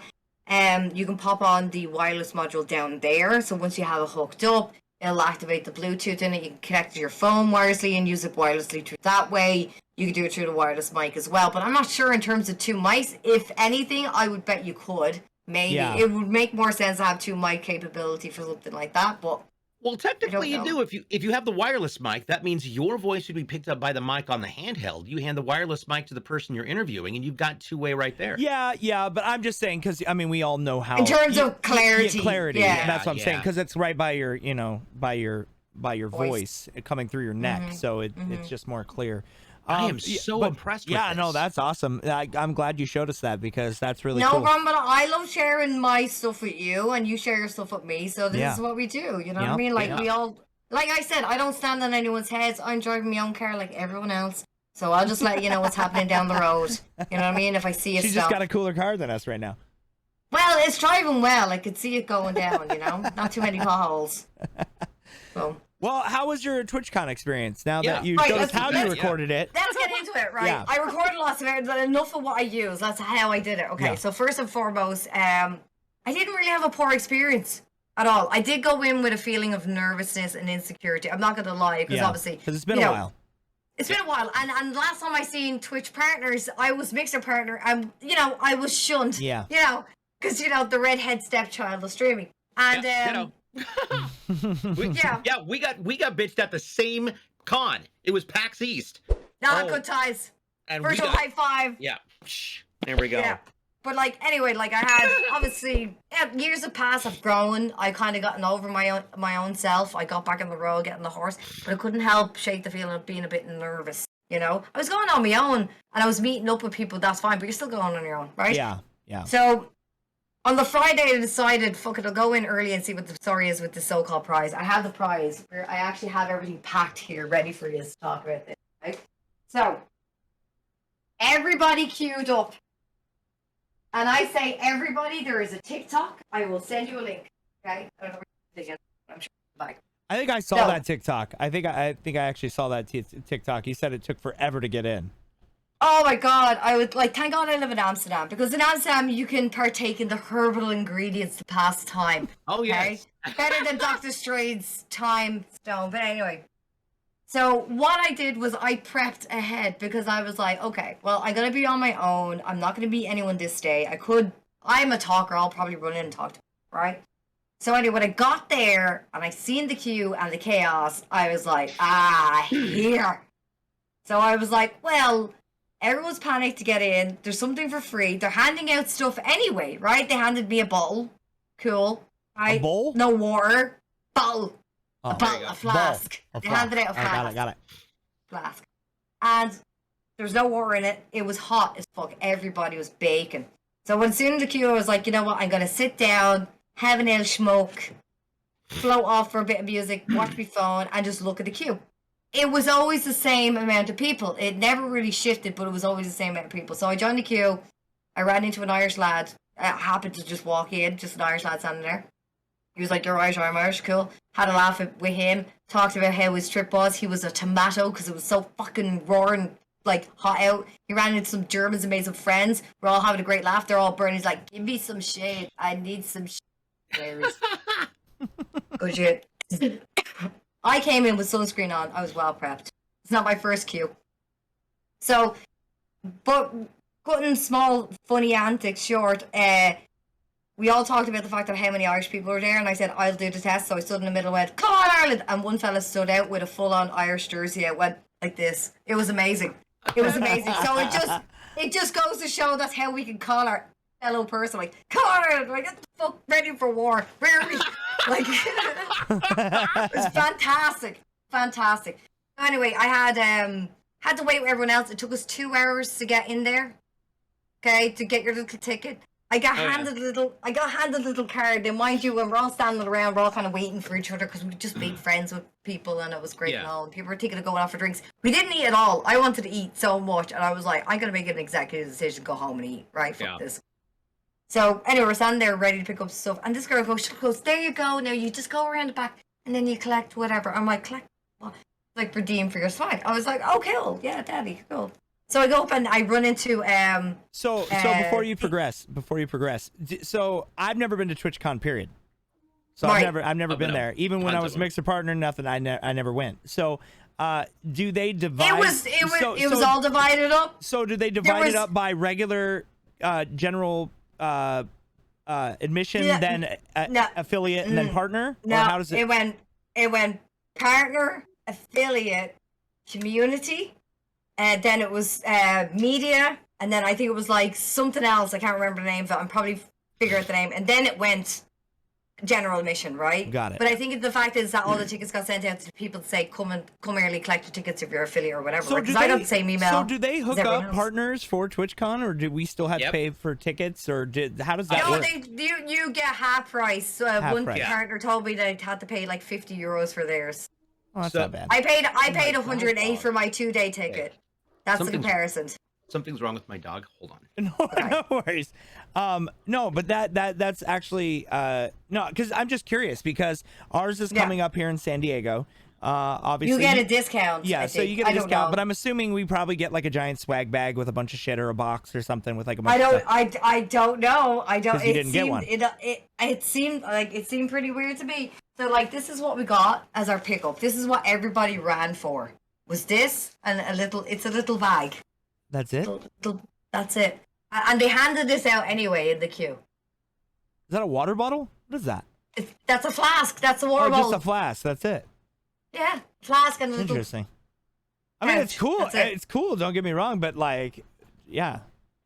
Yeah, I know, right? So was that the affiliate line? Is that what everybody got? That's what everybody got. This is for picking up your tickets. There was like pick up your tickets, and then there was the affiliate pickup, right? Gotcha. And then I actually ran into Uni and I seen his partner bag as well, so he got like swag as well. Way different to all of us. Okay, gotcha. To point out the fact is there was a lot of affiliates, and I mean like a fucking lot of us. There was loads of us. Okay. Sorry. You're all good. Mailman. You're all good. Mailman. Somebody needed somebody needed a signature, because apparently I got a gift. From? Well, I'm assuming it's from Ministry of Sound. Nice. Well, I guess we're gonna find out live together here on the podcast. Let's go. Oh my god. Or he's like, I can't show you. No, here we go. Well, I mean, I'm assuming there's nothing in here, but The document, darling.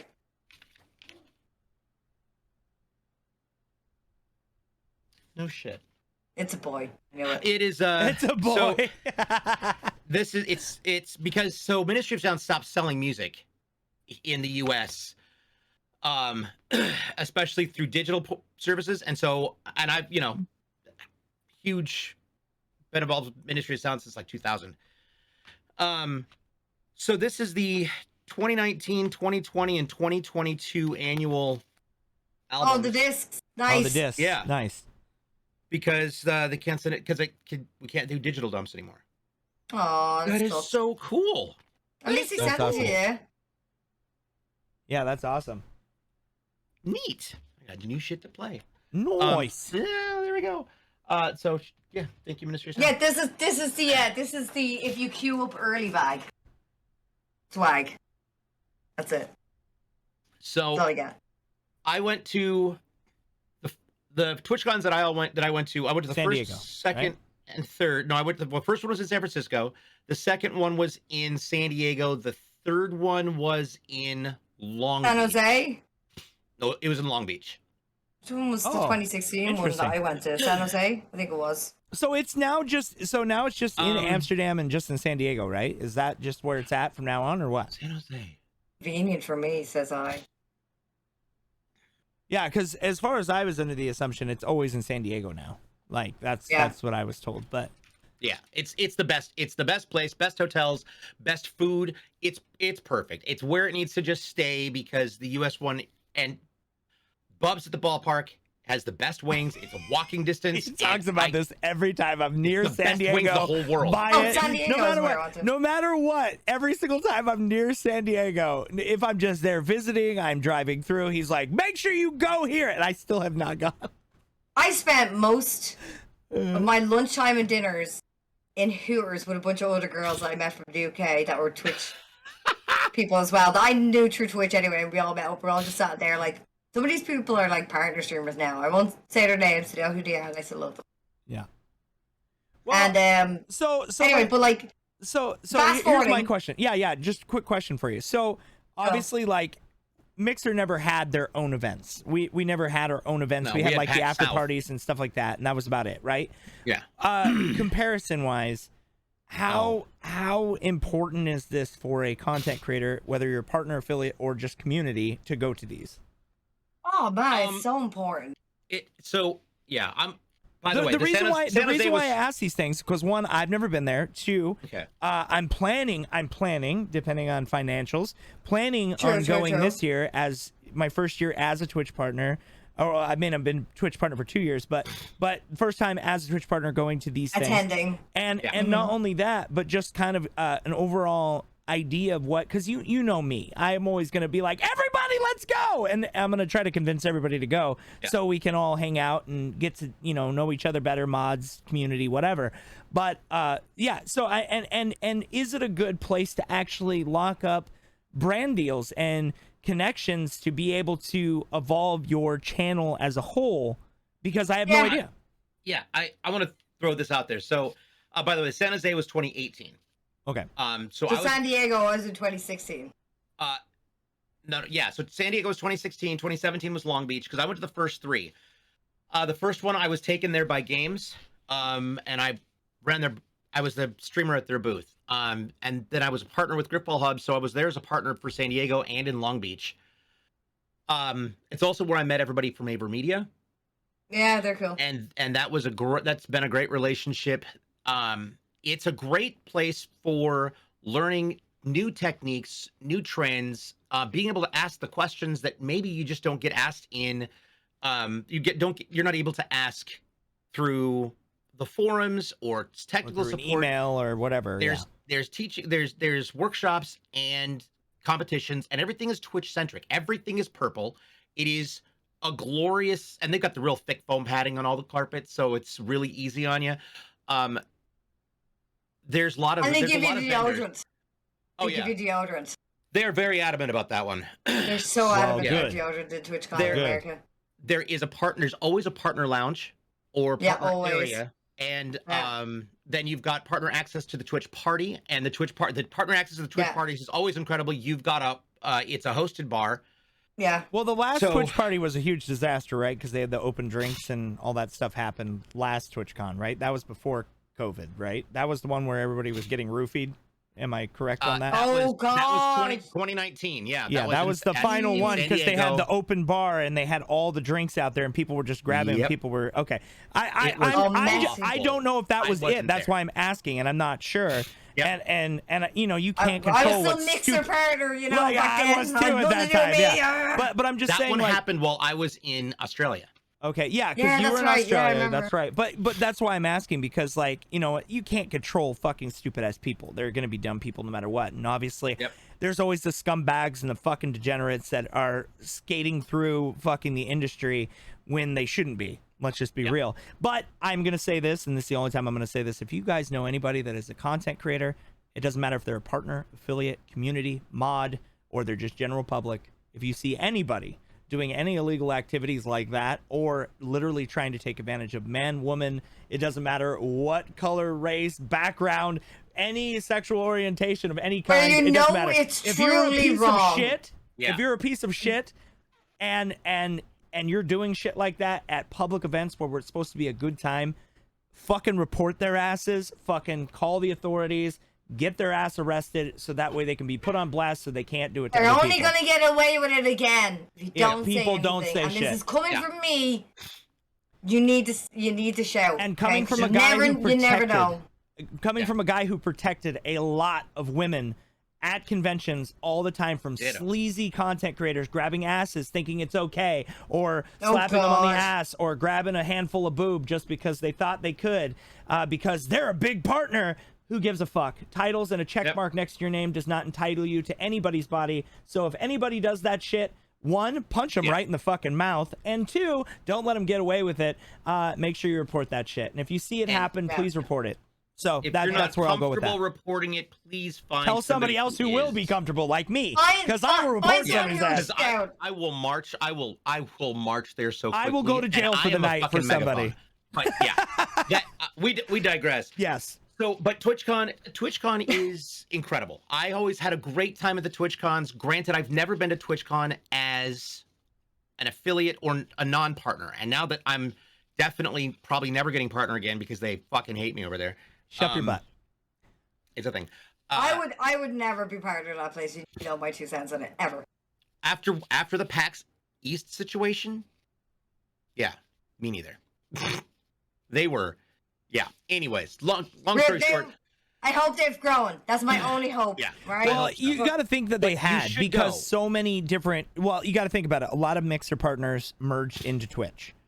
Yep. A lot No, of that's Facebook fine. partners merged into Twitch. A lot of Yeah. all these other partners that didn't make it on another platform, or that they didn't like it on the other platforms, YouTube, whatever, and they came back to Twitch. They are Yep. partners. So hopefully that mix mash and melding of so many different communities. Let me point this out to you. 8 times I've applied for partnership in these 8 years that I've been streaming, and 8 times I was told no. And it didn't matter if I had 900 concurrent or mix. Mm-hmm. So I don't know if it's just me, but I'm okay with that. I'm not in search for partnership, so I'd rather go Yeah. around without a collar around my neck. Well, Yeah, that I may will be say- removing anyway, so it doesn't Yeah. matter. I will say that. We're 55%, man. We're getting more money as affiliates. So, yo, what's the Yeah. diff? Yeah. So I will say the one thing that might prevent me from going to TwitchCon is the fact that PAX Australia is the same weekend. And I haven't been able to go back and see everybody since the pandemic. It's not. And so It's not the same weekend. They're separated by not? 3 weeks. Well, either way, it takes them 2 I weeks could've to sworn- settle. I could've to sworn get it was through 3 the weeks. extra no, you're hours. right. It's not the same weekend. It's the same weekend as the Halo World Championships, and I know I'm going to that. So I guess I'm not going to Yeah, I was Australia. gonna say it's. They're not Halo, going like- to Australia, Babo. Sorry, Yeah, it's not yeah. happening this year. Yeah. They've locked down the At borders least not during a anyway. gaming time. Maybe I'll go there for Christmas. Well, Australia Maybe. locked down their borders too, hardcore recently also. So, and I think that's a closure until the end of the year, right? Through passport base from United What do you States to Australia. They're not allowing people to travel right now. No, they didn't lock it down. I could have sworn I just read something in the newspaper, Did literally they? like Son of a bitch. Why, are you going anytime soon, Drake? No, don't No. worry about it. I don't care. I mean, I want to go Don't to worry Australia. I've about it. never been there, but yes, I mean, Well, you're not going with the attitude. well, That's fuck it. you. All right, I'll go. I'll swim there. I don't care. I'll fight Makos. I don't care. That's a long motherfucking Start swim. running, Tink. It is passage is open between the US and Australia. You do need to there are I'm sure there's Gotta all kinds check. of shit. there are vaccine protocols and all that jazz that you have to go through, but flights are horrifyingly expensive, and I mean it puts the horror in horrifying. People are losing their luggage. It's okay, DJ. I drank bleach yesterday. I'm cured of COVID. Jesus. Oh my God! Take a Welcome, drop of Mrs. silver. Oh Welcome, God, that was the worst I Mississippi. heard. If you Jesus.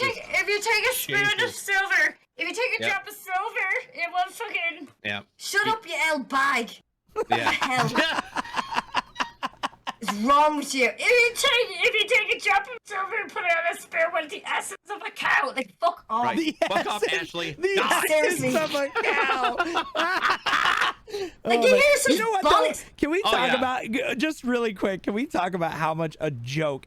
You know, here's the thing. I've had a Right, lot go of on. friends pass away from COVID, and you know that's not the joke. But No. definitely the fact of the matter is it's a real thing, right? And a lot of people are treating it still, even now that it's like make believe. And know. it fucking blows my mind because like now Wait it's until they get a become load of monkeypox. it's yeah, well, I mean, like, dude, it keeps fucking evolving. Every disease evolves and grows and alters. Well, and, it's copy and paste. It's taking that data and then it's trying to adapt and then it changes and mutates and then Before too adapts. long, and it'll changes. be airborne completely, and you know whatever. But you know what? As we take it, as human beings evolve, hopefully mentally too, we're always going to have these things that are going to happen, and you know it's up to us as humans to basically make sure that we're doing the right things, right? And everybody has different moral principles and backgrounds and religion and whatever, but honestly, at the end of the line, who gives a fuck? Life is more important. Like at the end of the day, life is more important than any of those. Yep. So realistically, at the end of it, you know, I crack jokes all the time about COVID now. It's become, you see it on TikTok, you see it on Facebook, because it's a coping mechanism for a lot of people. Like me personally, But that's like what some of the humor is supposed to got be it. like. You Yeah. know what I mean? You're talking a little bit of the truth. We're all acknowledging the terrible Yeah. side of it. It's not like you're taking the full-on piss and... But my tearing daughter, apart. just got it, and she is the most self-conscious, safe person. Mask every time we went to public, even when we weren't wearing masks, because like we're all fully vaccinated, you know, and everything. All stuff, yeah. And we've got boosted and everything else, and we are all safe. Even my daughter did, but she went out of town to go visit family and came back with it. And then all of us in our own house, we had to cover up, you know? So what I'm saying is that if we're ever cracking jokes and everybody's had COVID, we don't mean any offense by it. And I always like to reiterate things when we say jokes and we're goofing around Absolutely. stuff, because everybody is fucking sensitive now. I mean, literally, Oh. everybody is fucking super sensitive. And it's about okay to be everything. sensitive with the right reasons, Yes. but not all the Yes. reasons. Not to the point where you're being dramatic about it or being a fucking Karen. Like, let's just be real. God when it comes save down us. to it, it's like every fucking person out there copes differently. Everybody evolves to stress and anxiety differently. Everybody deals or handles it a different way. Like me, I am the most emotional, disconnected person. I'm emotionally fatigued at this point. Well, here's the thing. Here's the thing is I personally, me, I'm on antidepressants for fuck's sake. well, DJ knows this better than anybody. I am not the most empathetic person. I am not. No. I am. Really, but it's bitch? not because it's Hold not. on, let me put on my shock face. It's not because I'm not an asshole. I just literally I've dealt with different things in my life, so I'm like kind of like You're more "All right, man up, rational shut up, let's about- fucking move forward. Let's go. Like you Oh, can't sit there and yeah, wallow. you're You like gotta me. move. But then I don't like the bitch circle. I don't like it. This is not I like to productive. move. This is not me. I'm like, don't bitch to me, don't whine. I don't like the weakness. Like, let's fucking figure this out. Let's move, make a solution. Don't whine about it. That's the way I've always been. Yeah. And that also like was instilled into me by a lot of jackass people in the military too. So it's kind of always stuck that way. But also, it's just, you know, it's one of those things. Like a lot of people take me as a stern, like very straightforward asshole type, and I am. You're a dick. I am a dick, but That's a touch of ADHD as well. Is that we're very it's also bored. like I don't have time to focus on that shit. I got a million things. I got a family, and that's all of us. Like we all have our different coping mechanisms. So, but what I'm saying is when it comes to COVID, if we ever crack any jokes and you've had anybody pass away, our condolences. Believe me, I have too. I'm in the 20s plus now of people that passed away here in Arizona. God forbid, Jesus. Arizona is not the safest place in the world for that shit, but whatever, we'll talk about that for another day. But just you know, I'd love to sit down and listen to your troubles in the US and hear my side of it. But like, you know, well, you know, I it's can't funny- hear you over all well, this healthcare. Yeah, so and And that's where we're cracking jokes, and that's how jokes are cracked. you know, and look, we laugh Kim, at it have you seen because my it's a fucking real pinky? thing. Well, I know we haven't talked. Have you seen my fucking pinky? No, So I but got a thing names called- told me plenty. So I got the wow. Whoa. Joke! Don't be so sensitive. Oh my Don't be so sensitive. You said it yourself. Let's go. Oh my god. But no, I got a thing called Jersey Finger. Had no idea what the fuck that even was. And it's basically where like. What do you call it? Do you call it Snooky for short? Or, like, No, but I guess it's what I've never close. heard of it. I've never heard of it before. But basically, it's when you grab somebody, like when football players. Or like anybody in sports, they go to grab a jersey and it dislocates and rips the tendons in your finger. Pulls the tendons, yeah. So basically, my finger now is locked. So I went into the emergency room here. $1,700 for them to look at it, put a sprain on it, and do one X-ray. $1,700. So you know how much it would have cost me? Yeah, it would have cost you $30. It would have cost me. It would have cost me if I was to pay the €90 in Sweden. I would have to pay the €90. But if it happened to the rest of my fingers and toes, it'd be for free because I paid the €90. So I get everything else for a year for free. Yeah. Includes surgery. You know, I need to get my boobs reduced. Yeah, it's back problems, not for, aesthetic. Obviously, I don't need these. I don't need my fried eggs to be reduced.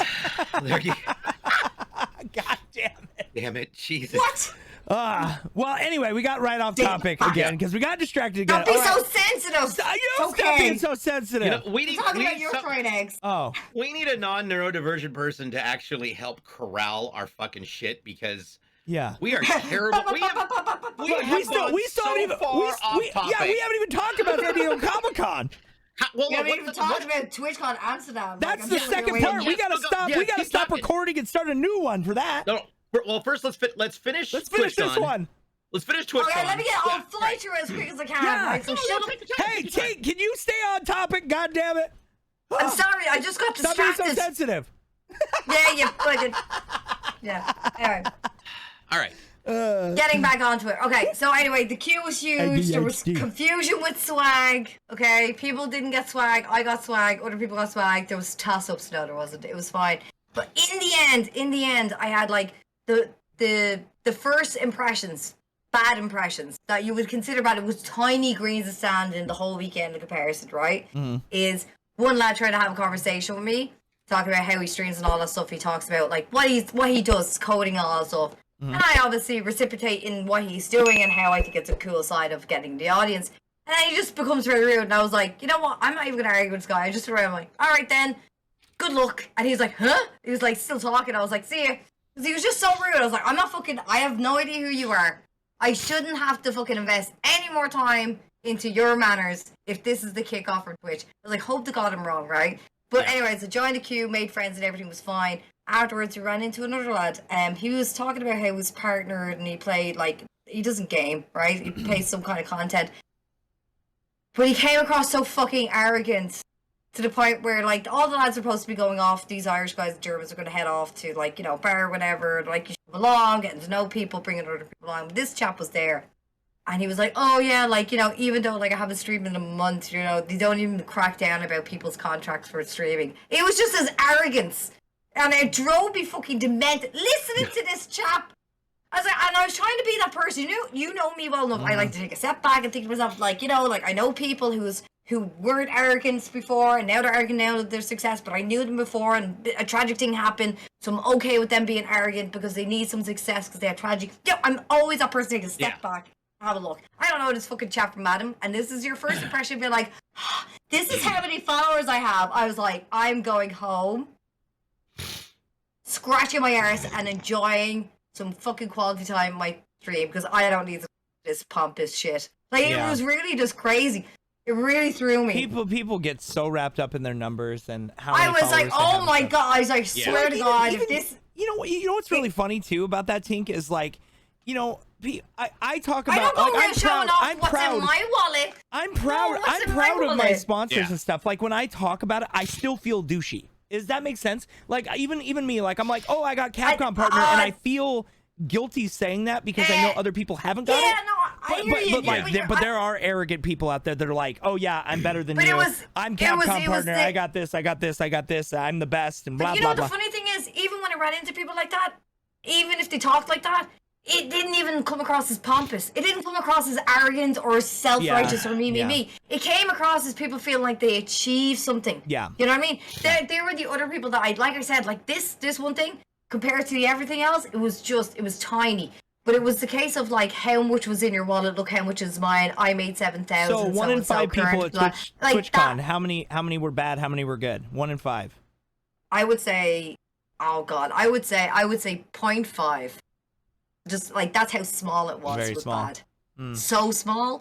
But anyway, on first day it was packed. It was really well coordinated. There was so much room for everyone, right? Good. The panels that they had loads of different panels. They had moderation panels, you know, path to partner, path to all these different things, right? I have them all marked down. I'll send you a screenshot of what they had, right? On the list. They had all of these different panels. I know one of my friends is doing the moderation. I know in IRL, we work together and stuff like that. She was really, really cool. Shout out to Kirsten. And she was delighted and excited because it was the first panel and everything like that in between. It was packed. I didn't end up going to any of the panels because they were bulging with people who wanted information, as you said, right? Everybody was kind of in the same focus. But the first day was fantastic because I had enough room to walk around. I got to run into Kermit. That was fucking gas. So I ran into Kermit. I ran into Frog? That one? Kermit's one of our old bean. Kermit. Oh, shit. Kermit. Oh, shit. OG Kermit. Shit. He's working Oh, with I was her. like, you ran into Kermit the Frog. That's cool. No. Kermit But now you know. And now you feel silly. But ran into him, have great chats. Ran into Retro Crystal. Ran into Shaky Jake. Shit. Met up at uni. Yeah, he's good people. I like Shaky. They're good peoples. Met up at uni. Had nice lunchy poos. Ran into Magnetron as well. He's doing great too. Seen a mixer partner there as well. Mixer partner t-shirt being worn. Yeah. And how did that go over? Because you know me, all of my clothing is branded with fucking Mixer on it because I was so proud. I actually was, like I said at the start of it, I felt insecure at the start of it, but I was like, I'm going to wear my Mixer pouch in, because it's a convenient pouch, right? And, you know, it's nice, it's, you know, whatever. But I did feel conscious, but as soon as I seen a couple of other Mixer people, they were kind of like, it was just this kind of like, how to describe it, anyone that we're talking to, and they point out, oh, you had a bag, I was like, oh, it's the dead platform, and we all laughed, but in the laughter, we all were like, oh, it is kind of sad. Because they were like, oh, you're a Mixer partner there. It's like, oh, dead blah, blah, blah. And it was kind of sympathy. But I made friends, maybe true sympathy, but maybe not. But I made friends out of a lot of people having the conversation. It was quite, like I said, I was going in with the wrong impression in my own head. I was at my insecurity to get in. And of course, people feel insecure about when it comes to the mixed conversation. It was a hard time when we're trying to mix other platforms. Fucking hell. And it was just really, really lovely. Throughout. I got to run into guys in Stack Up, got to run into Daisy, shout out to Daisy. Got to run into our guys in Gilded, Anna and Fee. I got to run into April out of our lovely guys for Make-A-Wish, because I did the Make-A-Wish International. I held the crown for Ireland. Come on, Ireland. Ran into those guys. Ran into a couple of guys from Advanced GG as well. Had a great conversation with them. Nice. They had a great display for the boys. For Prime, for Amazon Prime. Nice. So big display of Homelander. I have pictures of it. It's fantastic. Oh my god, awesome. Yeah, it was really good. They had great music on outside and inside. I took some captions of the outside music as well as the inside music, DJs and everything like that. It was just, everybody was fucking smiling. Anywhere I went, everybody was fucking smiling. And I was just so... I was on my own, and then you know me, I work best when I'm with people, you know what I mean? And anyone that I ran into... I just, like, everybody was super sound and super cool. Like I said, I had conversations about the camera.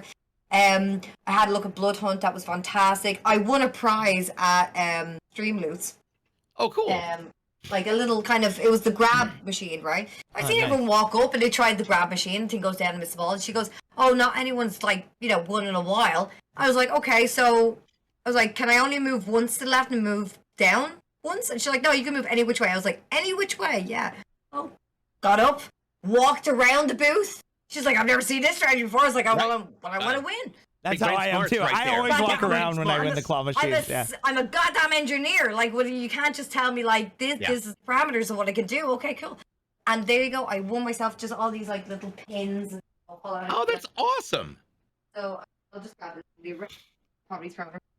Like I just like it's only like a little trinket. Nice. You know. Nice. But yeah, there was that. I had a lot of great conversations with a lot of companies that were there. There was another company, I have their business card, called Pulsefroid, right? So what you do is, if you have an Apple Watch or a Fitbit or whatever, they'll be connected to Apple Watch. They can track your heart monitor, basically, and have it connected to the game that you're playing.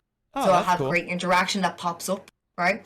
I had great meetings as well. I had a great meeting with uncanny.gg. Check those guys out. I'll let you do your own investigation because I want you to tell me what you learned. And second day was fantastic too. It wasn't as crowded, I felt. Although the individual day tickets were sold out, the 2-day tickets were still being sold, right? So on the second day, it didn't feel as crowded. It's only for the 2 days. It's only 2 days. It opened up open from 11 to 6. Is it and 2 then days everyone poured out. in the States as well? It's usually like 3 days or 4 days from what. Actually, I think I have the original badge here. What? See, let's hold on. Please have a look. Yeah, I got two. I have mine is that same way too. I have a million of those badges. They are 3-day all pass. over the place. 3-day pass, so 3-day Friday, pass. Saturday, Sunday. And that was September to October was the day for those, actually. But there you go. Yeah, because San it's Diego Labor. Center. The actual dates. Well, I know it's 74 days away because I just saw the post on Twitter. But yeah, 74 days. So it's in October, which will be nice. Well, yeah. I mean, San Diego in October is going to be fantastic. But this is our affiliate gift. Oh, Shoelaces and a pen and pins And stickers. and stickers. There we go. Stickers. So yeah, I have skates anyway, and I just got myself new LED wheels, and they happen to be purple and yellow. So now I have new lace. Nice. Let's see. In San Diego. San Diego. I remember I went to the TwitchCon party in Good San Diego. morning, It was San very Diego. disappointed. Yeah, it was Darude, and it was awful. It was, and he never played Sandstorm, by the way. No, not What? fucking one. And not even once. And I Really? broke into the security side of the partner side because I walked in and he was partner. There's rumors that Steve Aoki is going to be at TwitchCon. Aoki was in San Jose. I heard Steve he's going to Aoki be was this. Yeah, Steve Aoki was in San Jose. He was fucking incredible. Yeah, he's absolutely always good. amazing. Or no, wait. Aoki was in San Diego, and it was Darude in San Jose. No, yeah, Drew was in San Diego because I was there in the ballpark. Okay, yeah. Because we were in the ballpark. I was and it was there. Yeah, and it was Darude, and we were all like, "Oh, all right." Oh yeah, I thought to myself, "Oh, cool, Drew." You might as well bring out Sasha and Digweed at that point. and you know what the funny thing is that we got in there, right? Everything stopped at 11 o'clock, right? To the point where I was mates with all these Swedish guys, and I know the Swedish culture. We go out at 11 o'clock and then we continue drinking because it's cheaper to drink at home before we head out. They arrived as the thing was shutting down. Yeah. Everyone was annoyed. To the point where we're all piled into one bar. Took us 20 minutes to get to it. Your woman was like, oh, well, like, we don't have any of that stock. And then I called her a see you next Tuesday, which apparently the lovely Americans don't like being said to their face. She nearly fainted and I walked out. I was like, well, you're just a bunch of old... I didn't get me drinks, man. I could stand there, Drew was playing. What could I be like? Sorry. So I know that I had a lot of money. I want to say it was in San Jose. Our partner package was this really kick-ass fanny pack, and it had all these things in it, all these game codes and stuff, and then it included one of these batteries, and it was and that was a RuneScape battery. To this day, Pro Ace Joker and I and Green Skull, we all live for these batteries because they last for fucking ever. Yeah. And of all of my con batteries, this is, and I've got both of my mixer ones. I got an NVIDIA one. Lasts the longest. I got an NVIDIA one at the NVIDIA event at PAX This one sucks. West. It was either PAX West or Oh, PAX East. I have a different one too. But it's NVIDIA, and you could actually set your phone on top of it, and it would wireless charge it too. The wireless one. Yeah, and I got that one. That one actually was really good, and it still works pretty well to this day. That white one lasts forever, but it takes forever to fucking charge. Is that the white wireless charger? Yeah, that's the white mixer charger. I didn't get one. They ran out. It has a flashlight on it. That's why I was always attending the podium. I was the first one in the building. I was the first one in the building. Now. But this is what they told me when I walked in. I walked in the building and they had all those giant mouse pads, and they were like, you can pick one or the other. And I'm like, well, I want the mouse pad because I'll use the mouse pad all the time. And then like I walked in and then I came back And I remember Heather and everybody was sitting up at the front, and they had all the boxes lined up, and they just set them out. And I'm like, can I get one of those? And they were like, they just looked at me, and Heather looked at me, and she goes, just talk to me after. And I'm like, okay. So then I go back up to the front. I go back around the corner, and I think it was at the Hard Rock. Which was that East? That was East, right? The Hard Rock one? Yeah. Yeah, that was East. And we went to a nice it was the Mixer lobster Gather. place. And that's the first time they did that. Oh, yeah, it was, yeah. And I think it was East. Yeah. So anyway, so I walk around the front, and then everybody's they're handing them out like crazy, and I walk back up and I want one. And she goes, "We ran out." I go, "What? You can come back later." And she's like, "Yeah, we ran out like really quick. I didn't think we were gonna run out that fast." I'm like, "God damn it." Okay, I feel a little guilty because that was You grabbed 2, didn't you? I grabbed a full set for taste. I was motherfucker. Everybody knew that I was just to give me. Since everyone's speaking honestly, I did kind of grab stuff for Naza Box and a few orders at home because we're all strapped in the U. Well, next time you guys see me, you better give me one of those. That's what you get. What? Fuck you! I was the first one in the building. I literally every partner event we had for the PAX events and for all the swag, they just knew that I was gonna get stuff for Taste, and I would send it to them because I was sending Taste packages. They all knew that I was hoarding stuff for the people in the UK. Right. Look, I'm like the circus, motherfucker. They gave it all to me. I was gonna say this. The fucking zoo. Just like all those battery packs that I didn't get because you guys hoarded them like goddamn children and fucking stole them for everybody else. We have been doing this podcast for 1 hour and 55 minutes. This is a 2-hour episode. We haven't even talked about San Diego Comic-Con. We still have 2 hours. We've been talking for 2 hours. All right, we're gonna do San Diego Comic-Con a separate day. We're gonna have to do that like on Wednesday or something. We gotta record another day. We're gonna have to. But promise everyone here, guys, we're gonna do one on San Diego. I blame you too because you wrote me in at 5 a.m. your time. So don't come on. Listen. Look, you're in the future, not us. Get good. Wow. Where's my crystal ball of fucks right now? Oh my god, that's so weird. Hey, we need you to stop being so sensitive, okay? Oh my god. All right. Sorry, I'm so sensitive. Sorry. But anyway, let me finish up with TwitchCon. It was amazing. I got to meet a lot of people. I actually made really good business connections. I said it to everyone. Give yourself a week because all of these guys came from the States as well. So give yourself a week and then make contact because I think you deserve to have that week of because you're gonna have a million content creators contacting you. And just, go at your own pace. Yep. DM me. If you're dead serious to doing business, you have my contact. Come after me after a week if you still think of it. And actually, funny story, and they have all this week I've been getting messages saying, great meeting, blah, blah, blah. So it's very good on a business front, especially being on my own. As an affiliate as well, I was able to carry myself. It wasn't, like I said, that was the only person that I mentioned going around like, look at my wallet. Blah, blah, blah, blah, blah. I never really had that. I kind of had the card of just being myself and just using my own voice and using my own fucking charisma to get my foot in the door and have the conversation where people think, oh well, like she's really good or whatever. Like she comes across as an cunt. Let's put her into marketing. Like God knows, but like still. It was. I thought I went in with a plan. I actually went in with a full plan. Get my footage. I wanted to go and meet the people I wanted to meet. I wanted to make the connections I wanted to make. I wanted to try the toys that were out there, and I wanted to see who was there. Apparently, Pokemon was there. I didn't see her. Right, the queues are massive to see these meet and greets. Yeah. It was always.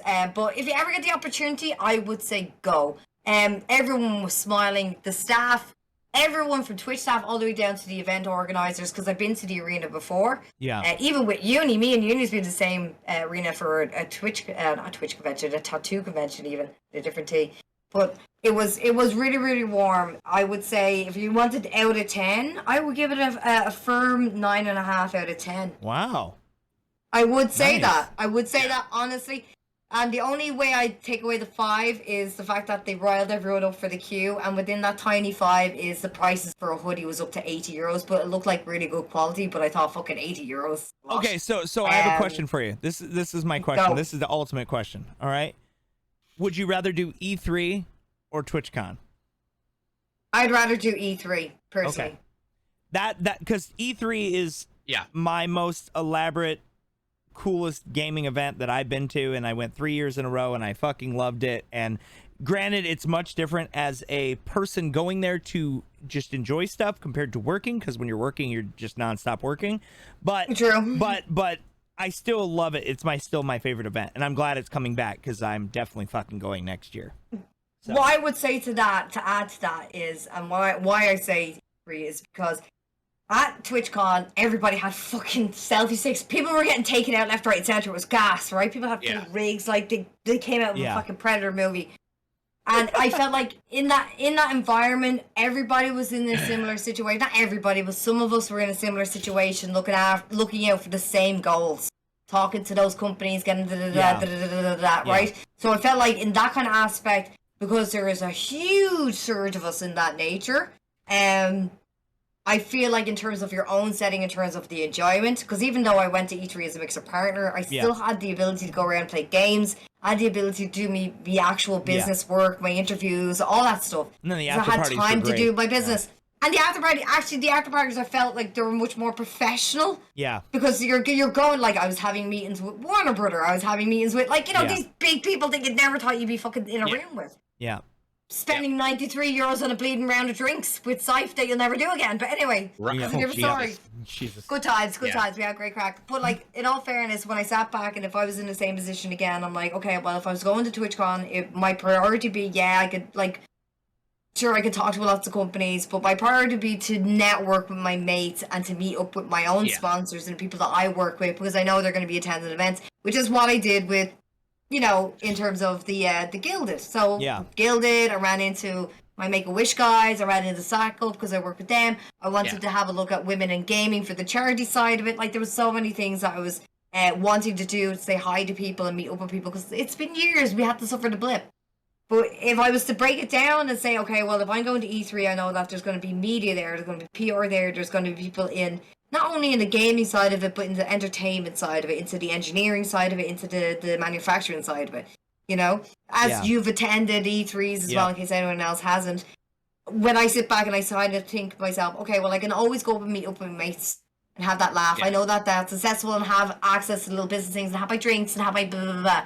But if I'm trying to make an impact in my business and I'm trying to make those actual connections and also have fun in a professional manner, but really invest in what I'm doing, because I can go off and have the crack with you lads anytime at any of these conventions. But when we were at E3, and you remember it, Drake, I was getting pulled off the Samsung and fucking everywhere else. You know what I mean? Yeah. Although I was there having the crack, I was business mode. I wasn't going out on a tear with you guys. I wasn't having so mad things. It's so funny now because if I looked at the opportunities that we had when we were mixer partners, man, I would have been so much more aggressive. Oh man, I was literally aggressive. sat back on so many things. I sat back on so many things because I was still getting involved in the industry and I didn't know what the hell I was doing really yet. But now, if I could rewind time 4 years and go back to those events, man, I would be a totally different content creator now. Today, I wish I had had more time.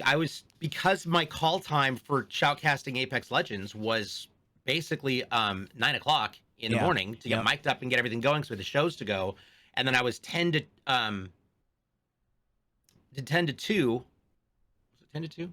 Noon to 4? Yeah, it was something like that. Yeah. Yeah. Yeah, I was like, I was either 10 to 2 or 2 to 6. 10 is when the main doors open for the regular general public, and then 9 o'clock was for us.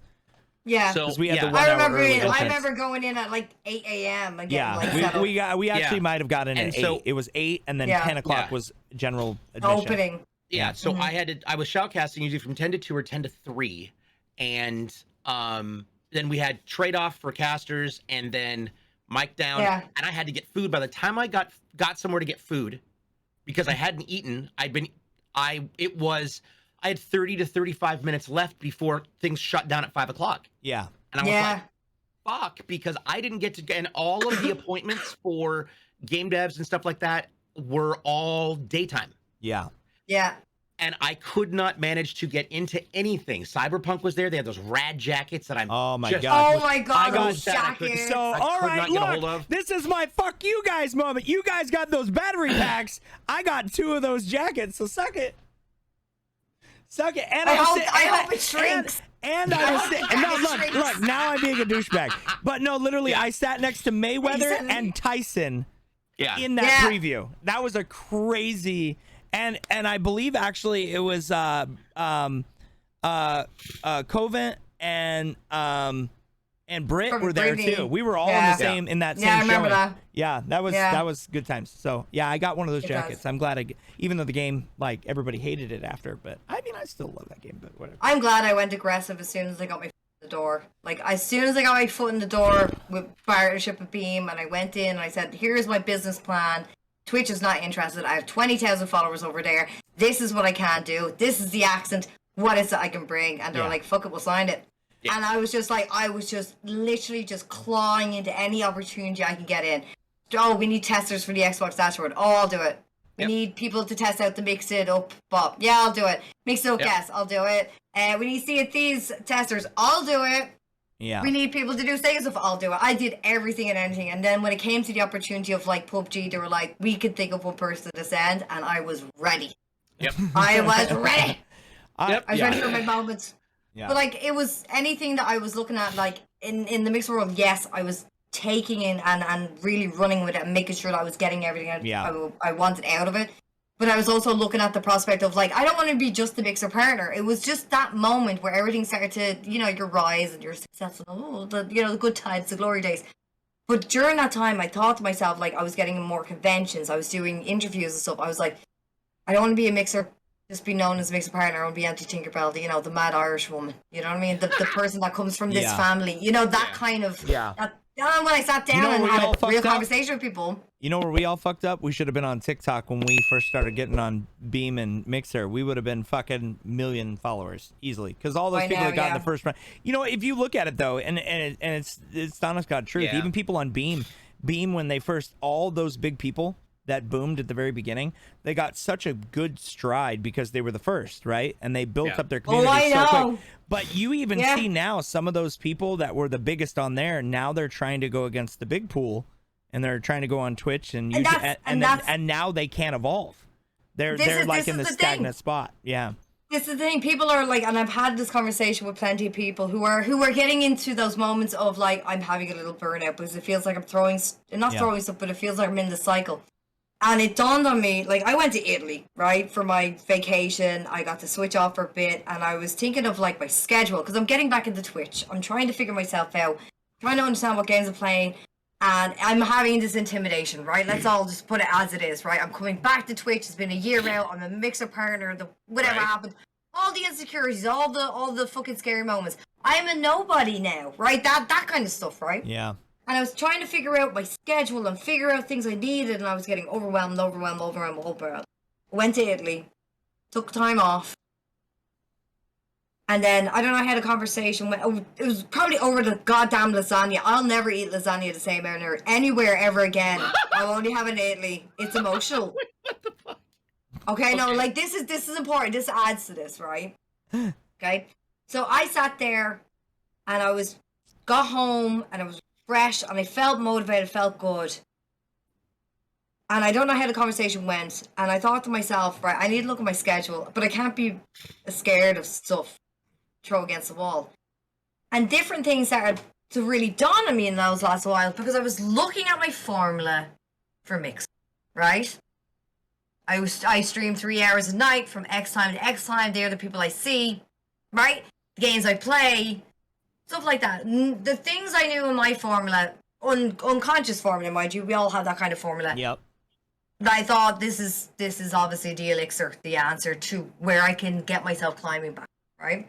And no matter how I tried to put that formula down, it did not gel, right? It didn't fix, it didn't work, right? Yeah. And after when I got home, and I thought about lasagna and stuff like that, I was like, I could never eat it. It would never be the same. And I was like, oh my God. And then it dawned on me. I was like, I'm totally doing this completely wrong. I am trying to find a solution that I knew worked in one spot, that I'm trying to put it onto a different spot that is completely different. Yeah. This is a completely bigger, different animal. This is a bigger car to drive. Okay, let's be all honest about the logistics. And I sat down and realized, going like, I've had this all wrong. And even people I had conversations with when we're sitting down, people who have struggles, they're people who have tears. You know, they're trying to get to the moment where it gels, everything works. They have retention, they have concurrent, they have everything works, right? Yeah. And I just sat there and I was like, you know what? I just realized I've been doing everything all fucking wrong. In terms of like, I am looking at a formula, thinking that it's going to work on this platform when it's a completely different beast. Yep. Like I can different still. Environment. It's a whole different feckin' jar at this point, right? It's a bigger pool, right? I am dealing with a lot more on my hands in terms of the algorithm's different, the thing is different. There's no more dashboard, there's no more who's front page. None of that works, right, anymore, right?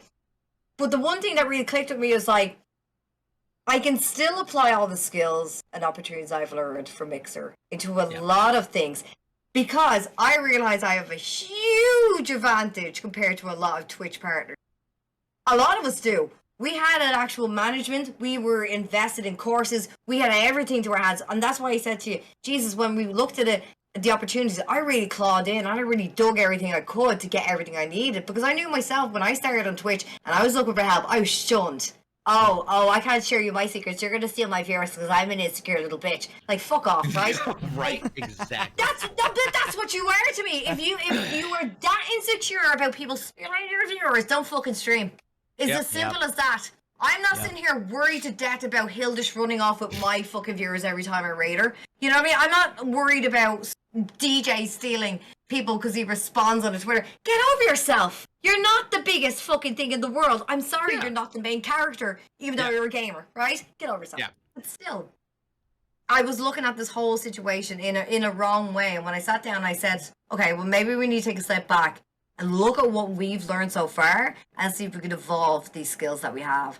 And the more I started to realize what I had in front of me, the more I understood and started to feel more comfortable going live.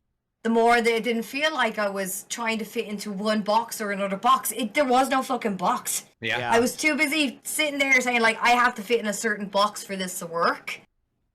When reality was, fair enough, there was a blue box and a purple box, but the reality is that there is no fucking box. I can do this any which way I want, how I feel comfortable with, and how growth will go on that way, right? Cause and effect.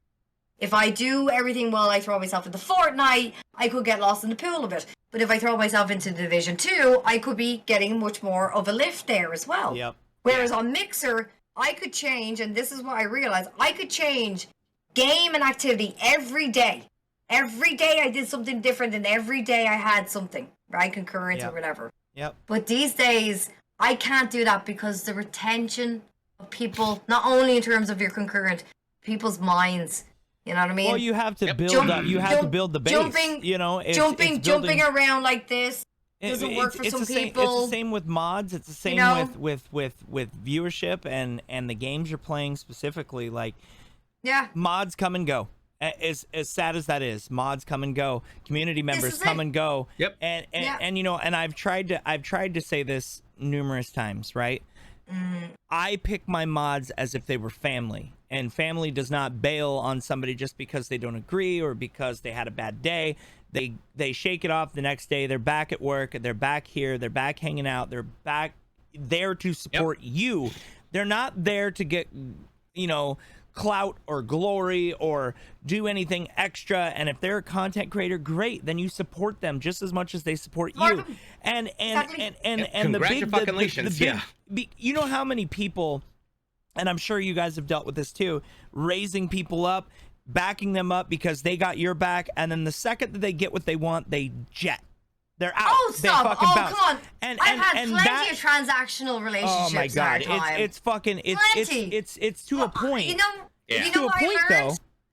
It's to a point though, Tink, where like people are doing it because everybody think they can be a content creator. And let me tell you right now, everybody can turn on their phone, everybody can turn on a camera, anybody can boot up Streamlabs or Schlobs, whatever, right? Anybody can fucking do it, right? Yeah. Yep. But to actually do it as a profession, 5% can. Yep. It takes a lot of mental work. Right now, if you think you're going to make streaming your job, I don't give a fuck how many ninja master classes you take. You're never going to fucking succeed because you listen to other people. You need to do what you do. You need to be you. You need to be your content. You need to play what you want.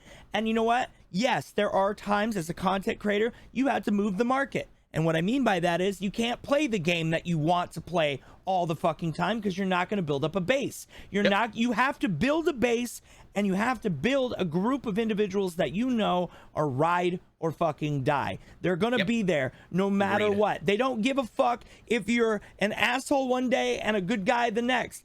As long as they know that this is a job. And everybody, I don't give a fuck who you are.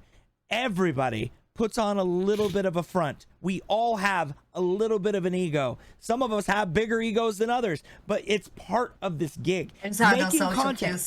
Making content is about putting on a show. We are entertainers. We are here to entertain. You pay a subscription to watch Netflix. You pay Netflix to fucking watch your shows, right? Or you sign up for a phone and you get a free Netflix subscription. But either way, you're still watching Netflix. If you're getting a Prime sub, even though it's free, you're still supporting and you're still there. It doesn't mean that you're better or bigger or more badass than anybody else. It doesn't matter if you're subscribing or not. You being there, talking, getting to know people, and expanding you as a human being and going into a public place. You're not going to go into, let's just say you go into Disneyland, right? You're going there to see Mickey Mouse. You're not going there to see fucking Jake the bum sitting on the corner fucking fiddling his thumbs. You're there because you have a mindset. You have an idea. You have a rationality of what streaming actually is. But the people that think that streamers owe them something because they gifted a sub, get that out of your fucking mind. I'm sorry. Strange. It fucking drives me nuts. We do not owe you anything. You chose to support us. The only thing that we owe you is our friendship and good content. That's the only thing we owe you. And you know why? Because look, if somebody comes up and gives somebody $1, that dollar can buy them a drink, can buy them food, can buy them fucking something out of a fucking claw machine, right? But they're going to get the entertainment factor out of it. They're going to get something out of it. They're going to get something, right? We as content creators, and I say this, and I know everybody looks at this differently, but me personally, we don't owe you anything and you don't owe us anything. We are there because we enjoy the content, because we enjoy what we do. We have a passion for it. And that's why there's only 5% of us that actually do it full time, because we have so much passion and love for what we do, and we love video games, or we love the content that we create. And we can actually make it a business. It is a fucking business. Bottom line. If you give somebody $1, they can also roll it up and get really snort something. Sorry, that's what I thought of. Well, look, like, you know what? But they're still happy. But use a 20 because ones are dirty, or use 100. That's a lot cleaner. But we have gone. I know. Yeah. Or use a glass straw because it's just stop. Don't do drugs, people. Can you just not do that? Don't do that. Just please don't do drugs. Come into our channel and drop a follow. There you go. I don't know how we went from giving streamer advice down to drugs, but I feel like it is kind of the same. I had to derail it for a quick second so that we can go. Hey, is an addiction. I actually said that to my coffee shop dealer. Content is an addiction. Whether you want, look at people that sit there on TikTok for fucking 6 hours and they're like, he's gonna have a baby because we interrupted him. Like one of my friends, I'm not gonna lie, one of my mods, Poe, he's fucking addicted to TikTok. I'm like, those internet girls want nothing to do with you, bro. Get the fuck off TikTok. He's like, they need attention. I'm like, no, they don't. Give him my TikTok. Your hand needs attention, not the TikTok. Look at my TikTok. Yeah. Tell him to look at my TikTok. I'm sure he does. Fantastic. He probably likes all of them. Look, but I'm just saying in general, like, content is an addiction. It's just like watching your favorite shows. If you love Marvel, you're going to watch all the Marvel shows, right? It's the same with content creators. Watch all the content creators. But don't treat anybody differently because we're all fucking people. That's where I poo like everyone else. Yeah. We're all fucking cool in our own way. This is what I offer. Equality and all streaming. Even today, I had to shut someone down. I was like, listen, we don't talk about politics. We don't talk about any bullshit in my place. Come in here, it's like a bar. This is your escape. People are getting ready for work. People are dealing with fucking kids, okay? We're not talking about politics and shit. You gotta shut that shit out the door. Go rub one out and come back. It causes too much, it causes too much divide. As soon as someone kicks off about, the vaccine or not the vaccine, or this fucking minister or this president, I don't want to hear it. I don't want to hear it. It's not my place. I am not a bleeding anchor for a fucking Fox News station. I don't give a fuck, right? Jesus, so take that shit and dive, right? I'm not listening to it. We don't do that. So this is the place where I offer. Oh wait, we're not talking about the animals. We're not talking about those animals. I like foxes. I like big. But I cannot lie. That's what it should be. That should be. Yeah. All right. Anyway, we're 2 hours and 18 minutes in, guys. Today was an amazing podcast for sure. Yes. 2 hours and 18. And I just want to put this into. We will talk about San Diego Comic-Con. We're gonna have to find another day to record that this week, DJ. Yeah. We're gonna have to figure that out. They need to organize themselves better. No, we don't people. do that. That's they need to organize. No. Yeah. Who texts a girl at 5 a.m. be like, get ready, we'll be live in 11 DJ. hours. DJ. That's literally verbatim. He's like, yeah, so be live in 11 hours. I'm looking at my time, it's like 9 a.m. responding to this chat. Yeah. DJ, it's all your fault. We organize. And you know I'd be there. You know I'd be there. Yeah. Yep. You know I'd be there. That's the guarantee you get with me. You know what I need? I need a me. drink now. I need food and for us to end this podcast. Yep. All right. At least this episode. Where can people find you? Oh God, under the bed. No, I am on Twitch, TikTok, all the same handle. You can find me that way. Drake. Where can people find you? They can find me everywhere at The Lost Drake, lostdrake.com, or The Lost Drake. There you go. You can find me at DJBluePDX at all the things, including TikTok, and you can find the Pardon the Distraction podcast on all the major platforms from Apple to Anchor. We're on Amazon, Spotify, you name it, we're there. Yep. Thank you so much for enduring 2 hours and 20 minutes. We'll be back again with a episode specifically crafted for the actual coverage of everything that was released at San Diego Comic-Con. On behalf of everybody at Pardon the Distraction, take care. We out. Bye. Are we though? Are we? I don't know. Wait, San Diego Comic-Con, let's go. No, just joking. No, all right, bye Jesus. guys. Bye.